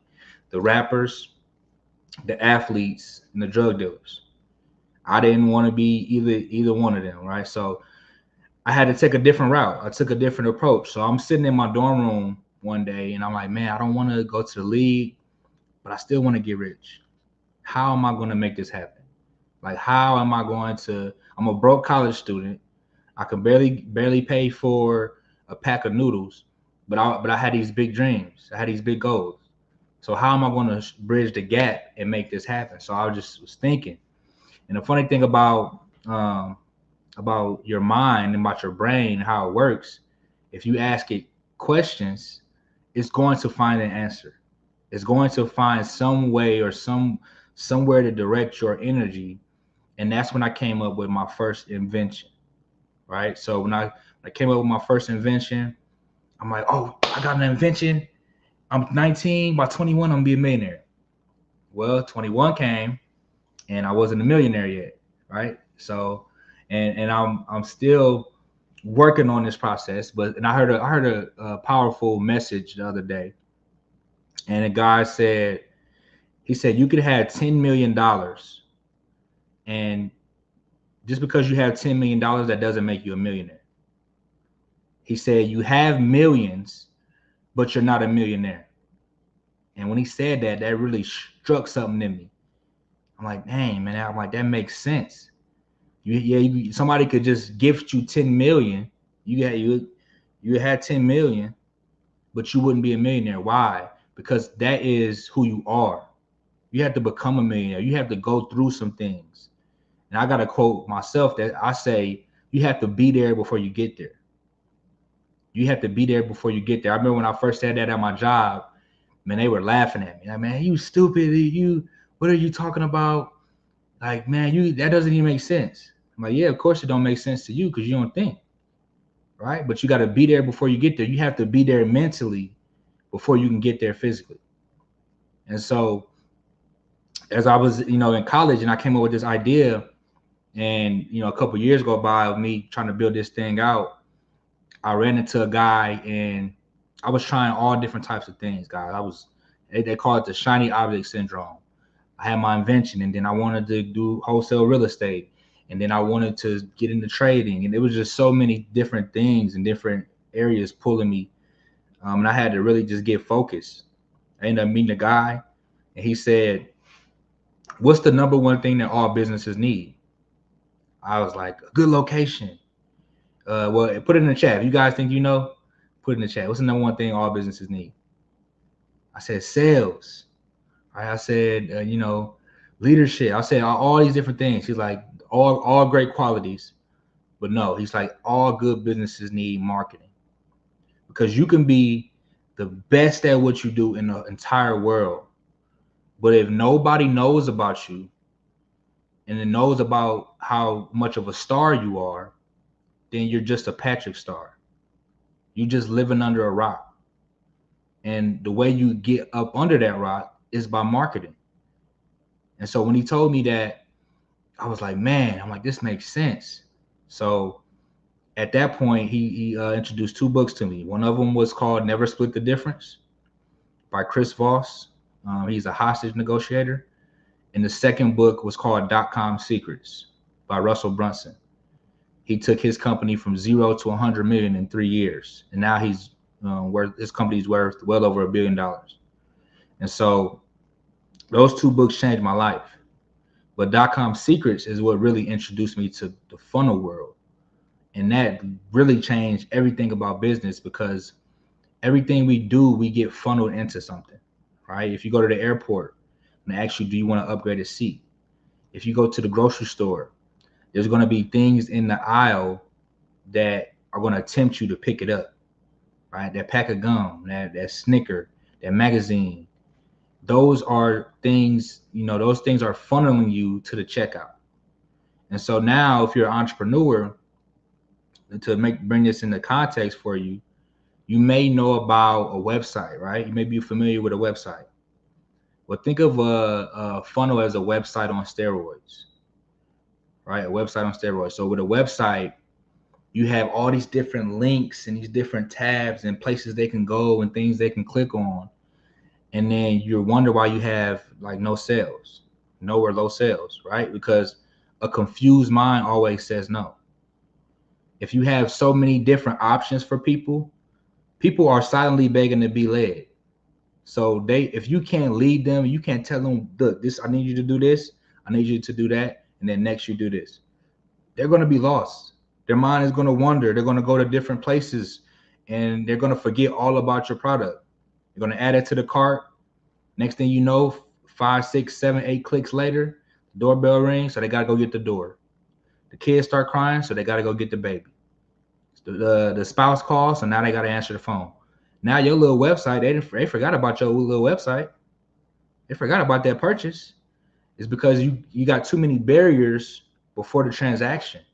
There's too many hurdles to jump through before they actually make a purchase. And so that's with your website that you have right now. Now let's talk funnel.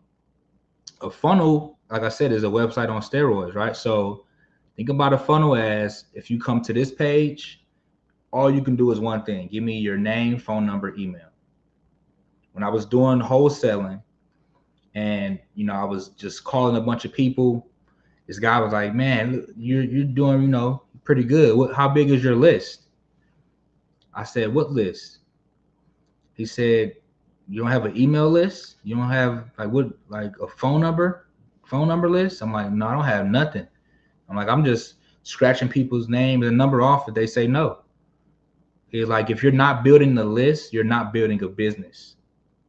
I want all you guys to remember that. If you're not building a list, you are not building a business. You just have a hobby. If you're not collecting the names, phone numbers, email addresses of your customers and prospects, you just have a hobby. Because how are you going to follow up with these people? The pennies are in the presentation. This is where the penny's at right here. But the fortune is in the follow-up. So you have to be able to follow up with people, and you're not going to do that if you are not collecting a list. You're not collecting actual leads. So does that make sense? Put a 1 in the chat if that makes sense. So basically a funnel is, let's say, for example, I'm going to give you something for free. All I need you to do is put your name, phone number, email on this page. And so they put their information in, and then it goes to the next page, the next step, right? You're leading them to something else. So now when you get to this next page, this is where you actually promote a product. Like, hey, I just gave you a free checklist on how to do real estate wholesaling. What if I gave you a list of 1,000 cash buyers for $97? Okay, so I want the cash buyers. So I'm going to purchase that if I'm serious. If I'm just curious, I'm just going to opt in for the free product. But if I'm serious, that's when I'm going to pull out my wallet and make the transaction. All right, so when you do something like this is better than the website in a couple ways. Number one, it separates the people from who are just opting in for the free stuff, and your buyers. A customer is 7 times more valuable than a lead, right? A lead is just somebody who engaged with you, they gave you their information, that's a lead. But a customer is 7 times more valuable than that person. Why? Because they already shown you that they will buy from you. And a buyer is a buyer is a buyer. If you can solve more of their problems, then they will buy more of what you have to offer. So it's like a problem solution cycle when it comes to entrepreneurship. Somebody has a problem, your product is the solution. They buy that product, now that problem is solved. But that creates another problem. And then when you create that next problem, they're like, I need help with this. And you have another solution. You have another product that falls behind that. Now that problem is solved. And then that creates another problem. So it becomes a loop. And if you have your products all at one time right in their face, they're not going to differentiate, like, oh, okay, this is causing a problem for me. They're not going to know that. They're going to be like, I don't know what I want to get. I'm going to leave. But if you lead them and guide them and hold their hand and walk them through the process, first you need to know how to wholesale. Then you need to get a cash buyers list. Then you have to find distressed properties or whatever, right? I'm just giving you guys an example. That's you holding their hand. And so that's me breaking it down and kind of in like technical terms. Now I'm going to break it down. I'm going to really simplify it, and then I'm going to go into the details about it. So when I was in college, I had about 3 roommates, and we all got this big old house. Like the house was like, for us, it was big. It was like 3,300 square feet at the time. Had an acre of land, right? So it wasn't too big, but it was big for us, and we in college, right? So we all go in on this 3,300 square foot house, and think of the funnel as the house, right? That's the foundation. And then when we got into the house, it was big, a lot of space, but it was no furniture in there, right? So for us, in order for us to make that house a home, we had to get furniture, right? So think about your funnel as the house, which is the web page, and think about the furniture is what we call copywriting. Copywriting is words that go on the page, right? So it says Black Business Network. That's copywriting. Anything that you see on Facebook, any post that you write on Facebook, any post that you write on Instagram, on Twitter, captions, that's copywriting, because it's words on the page that get people to do something. You want people to take an action, to do something, or to know something, right? So once you have the funnel, the foundation, which is the house, put the furniture in the house, that's your copywriting. That's the words that's going to go on your page. Now, when we did that, we put the furniture in there.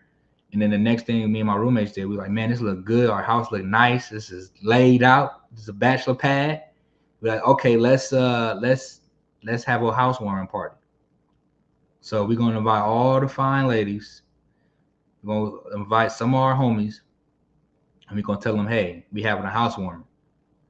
And so this is equivalent to, in terms of the funnel, back to the funnel, this is equivalent to the offer, what you have to offer. Remember, the funnel is the house, the furniture is the copywriting, but your offer is what you're actually selling.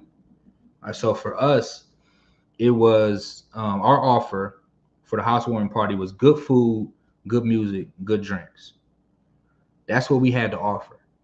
That was the why should I buy this, right? So once you got the good food, good music, good drinks, that's all you really need to set a party off, right? So what is your offer for your business? I told you guys, if you're a commodity, if you're just selling t-shirts, but if you're giving them t-shirts, socks, a hat, and a hoodie for one price, now you just separated yourself from Johnny that's up the street, because now you have an offer. So you got to think about, okay, what do I have to give people, to offer people, and how can I package it and put it together so that way it's attractive to them and they can actually use it and it can actually help them, right? So boom, we got the offer together. So we had the house which is the funnel, the house. We had the furniture, which is the copywriting, the words that go on the page, and then we had the offer, and your offer goes inside of your funnel. That's what you're selling, right? You ever seen something where say, hey, you're gonna get this, and you're gonna get this, and then you're gonna get these bonuses? That's their offer, right? So the last thing we were missing, the most important part, to put all this together, like, okay, man, we got everything together. Now, the only thing we missing is the people.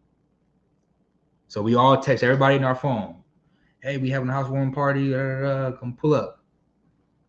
So it's about 4 of us. So imagine 4 texts, or 4 people sending out 30 to 50 texts, right? So not everybody showed up, but a lot of people did show up. So for the people that did show up, that's when we had a good time, right? We had a party and it was successful. This is equivalent to, when we come back to the funnel for a second, this is equivalent to traffic. They're called traffic people, the people who are coming to your website. This is what you call traffic. These are people who coming from your social media, your content. They're coming from you doing an interview. They're coming from you doing a partnership with somebody. They're coming from you DMing them. They're coming from you running ads. However you want to get them, just get them there, right? And when the more people you got to see your stuff, the more opportunity you're giving yourself to make a sale. Like I said, you might be the best kept secret. That's not going to build you a legacy. That's not going to create generational wealth that you talk about. And if you're scared to let somebody know what you do and how you can help them, you shouldn't be in business. You have to let people know how you can help them. And when you can say it clear and they can understand it, you really want to speak on a 3rd grade language. You want to speak, if a 3rd grader can't understand you, it's too complicated. You don't know what you really do. You don't know how to really serve people. Oh yeah, well, I just take the matriculus and this and that and that. I'm like, what are you talking about? You trying to say all these big words and you lost me on the 3rd word, 3rd syllable in the 1st word. Make it simple. Simplify it. So that is a funnel in a nutshell. Just to see how I explained it technically of a website. Then I brought it back to, okay, this is how you break a website down. And then I brought it to, it's like a house. This is the funnel. The furniture is the copywriting. The offer is the good food, good music, good drinks. And then the traffic part is the people. Does that make sense? So always when you think about a funnel, you would never hear nobody explain a funnel like that but me. That's why I'm the genius, right? So that is a funnel. And when it comes to a funnel and to really understanding this stuff, it's really four crucial components to this stuff, right? I just talked about, well, I guess it's 4 things about a funnel that is going to help you when it comes to you creating whatever you create. So the first thing is the who. You have to get clear on who is your target audience. Who is your ideal client? Who are you called to serve? If you say, oh, this can help everybody. Anything's that's for everybody's for nobody. Nobody gonna buy it. You have to get clarity. When clarity is absent, confusion is abundant. I'm gonna say that again. When clarity is absent, confusion is abundant. So if you're confused right now, you don't know who you want to serve, it's just because you got to get clear.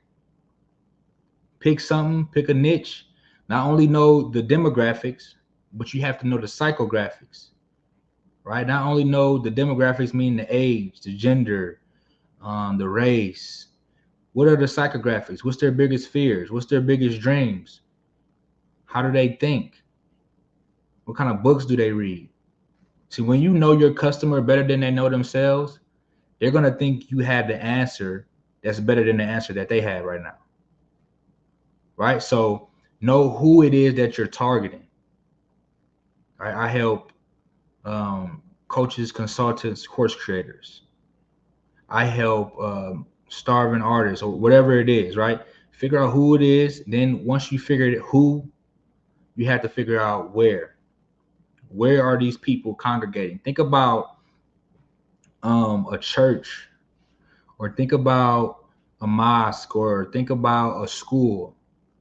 You go to a school, you're going to find what? Students. You go to the church, you're going to find what? Christians. You go to the mosque, you're going to find what? Muslims. You go to the basketball court, you're going to find what? Ball players. So marketing is not, I used to think marketing was about, oh, I gotta reach out to all these people, and that's how I gotta market. I let everybody know what I got going on, but it's not really marketing. Marketing is just making yourself findable for the people who are already looking for what you have. Because see, it's already people who are looking for that solution because they have a problem.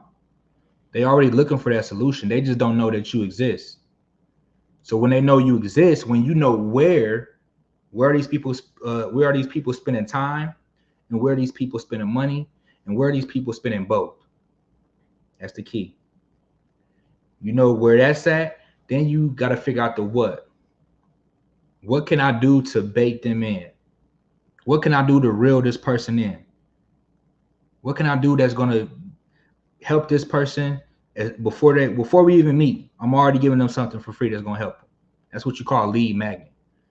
When you give them something for free, that's going to magnetize, it's going to draw them in. It's something they really need that can really help them. And it's the magnet for your leads. Remember we talked about leads earlier, the names, phone numbers, and stuff like that, right? So when you have a lead magnet that's so good that they would pay you for it, that's when it's a good lead magnet. And after that point, once you find out who, you figure out where they are, you figure out what are you going to do to attract them, then you just have to wow them. Get them the results. Get them to be able to speak in front of large crowds with a singular message so they can help everybody at the same time and not just one person. That's how you really grow and scale business. That's how some of my clients were able to have these 6-figure days, right? And it's because it's not the typical one-on-one. You're probably used to the 101s, right?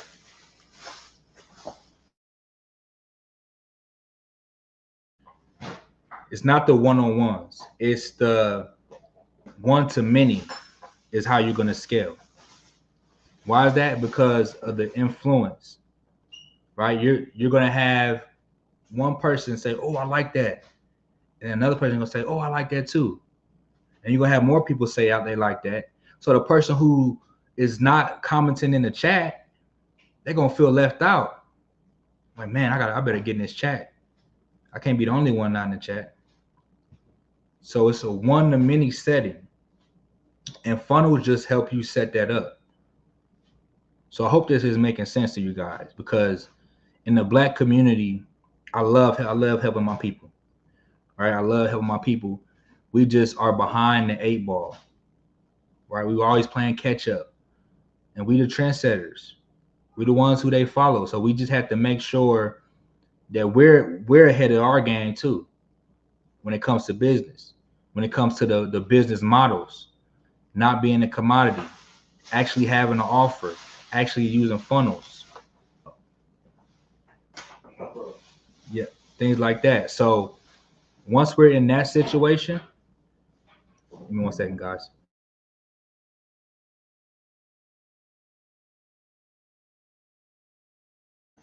Once we're in that situation where we are actually,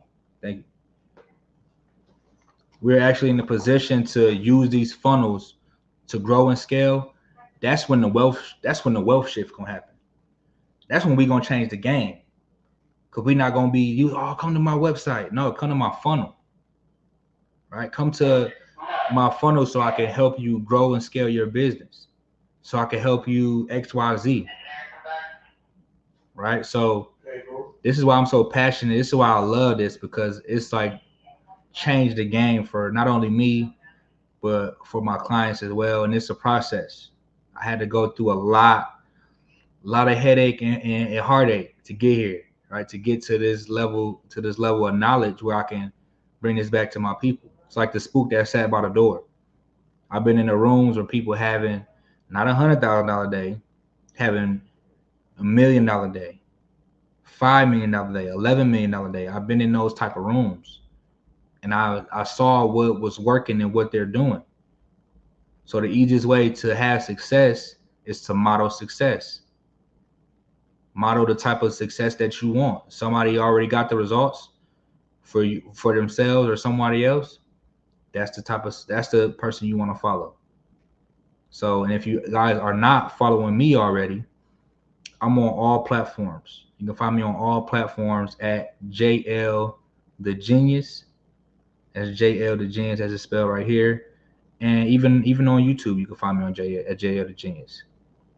But I wanted to really let you guys know what it is that we're missing out on, especially in this Black community, because I see so many people. Like I don't want us to be behind the 8 ball when it comes to these funnels, because everything is rapidly changing. Now they got AI now.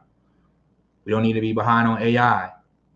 We need to be able to follow up with our prospects. So if you can't follow up with a customer, like for example, if you guys text, I don't know if I still got it set up. If you guys text boss right now, this is for my artists. If you guys text boss to 727-325-6110, you're gonna get a message from me, and it's not gonna be manually sending the message, right? I got systems in place. Funnel is helping you get systems. What is a system? Save yourself some time, energy, and money. Why would I be reaching out to people one-on-one, DMing them, when I could have a system in place to do that? When I can have you comment something under my post and it'll automatically send you a message.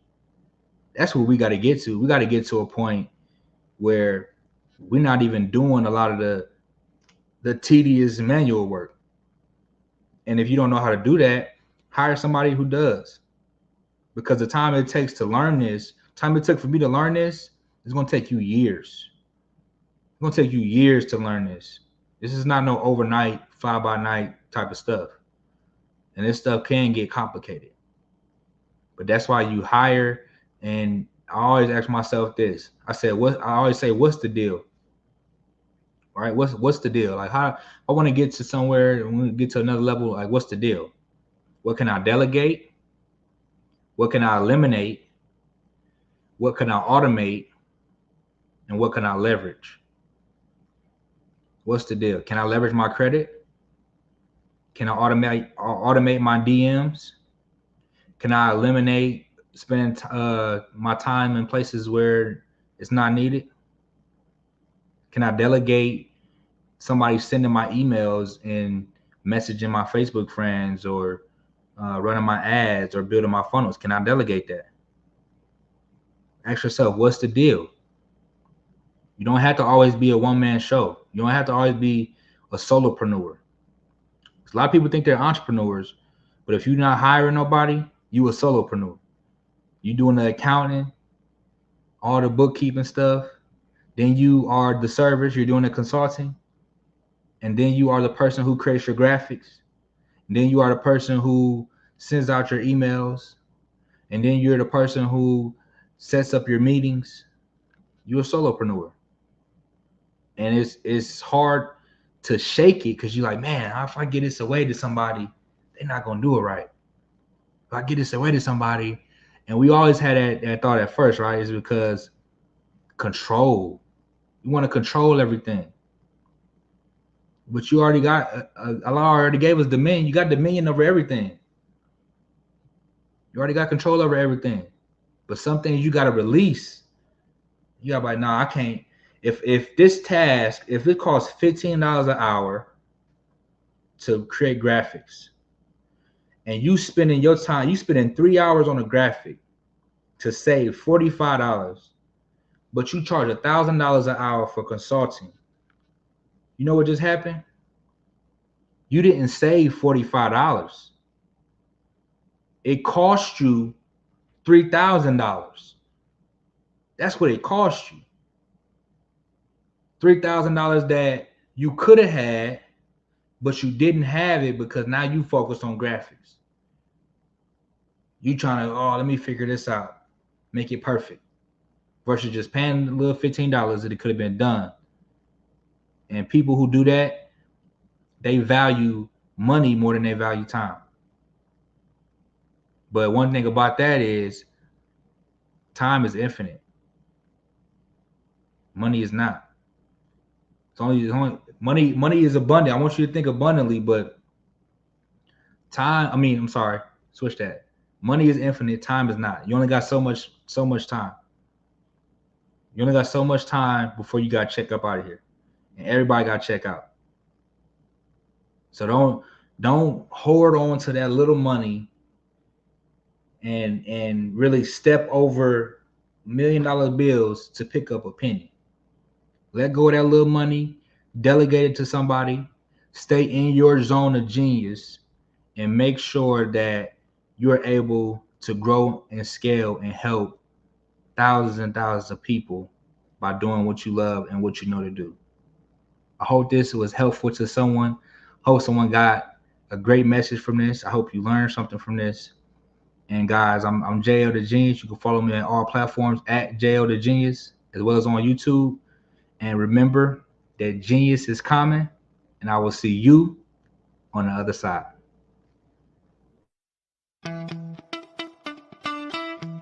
How many times have you been asked to help someone you didn't even know, a student, a business entrepreneur, or did you ever even ask, where did they end up? That business, that friend, that entrepreneur. Well, just maybe they ended up in a gang, bankrupt, homeless, or worse, dead. Maybe they turned to crime, drugs, and alcohol. Did you ever wonder? Did you destroy their dream, or was your life always so easy?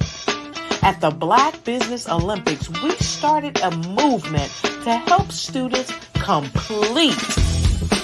Give them hope and foster success.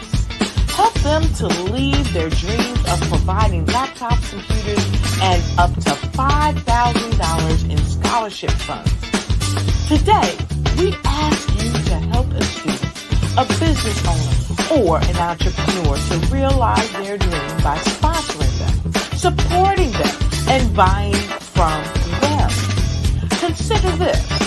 With $1.6 trillion in our Black community, we only ask for a small donation for our students, our businesses, and our entrepreneurs. And you can change a life today. So I ask you, what are you going to do? Sit on the sideline and watch our students in high school be losers, miss out on their dream from lack of resources? Or are you going to donate to the movement and change their future and yours as well? Give us a call today at 919-308-9090. Change their life by investing with action to the Black Business Olympic Fund. The Black Business Olympics, one of the largest business showcases of Black business in the history of the world.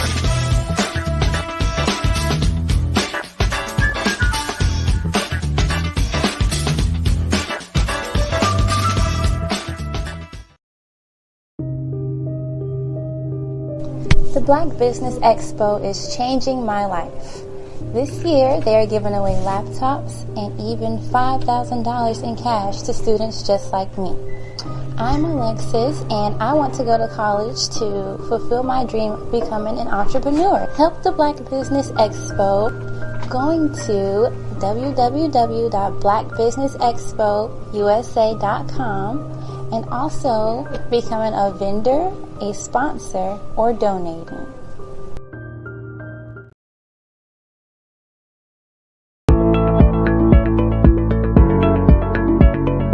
Prepare for what's coming and dominate in economic winter. Stand strong and thrive by showcasing your great products and services globally through the Black Business Network and Black Business Olympics. The Black Business Network has showcased over 2,000 companies with over $7 billion in sales each year. Over 10 million attendees have viewed the rebroadcast each month. Through the Black Business Olympics, unique styles of business training and mentoring are turning students into business owners and entrepreneurial warriors who will dominate in any economy. Gain the ultimate advantage of the Black Business Olympics, 7 days of unbelievable topics and speakers speaking around the globe. Donate your time and experience to provide expertise and scholarships to students worldwide and change the world. Now, more than ever, new insights, tools, strategies, and capabilities are needed. This is your chance for a major presentation to the world. Fill out the form and join the more than 2,000 speakers who have presented to over 200 countries. Join the Black Business Network streaming live into the Metaverse, STEM City, Black Multiverse Enterprises, Hulu, Amazon, YouTube, iHeartRadio, Apple, Facebook, LinkedIn, Pod TV, IBM TV, Spotify, and Google Podcasts. Sign up today. Spaces are limited, and we will see you there.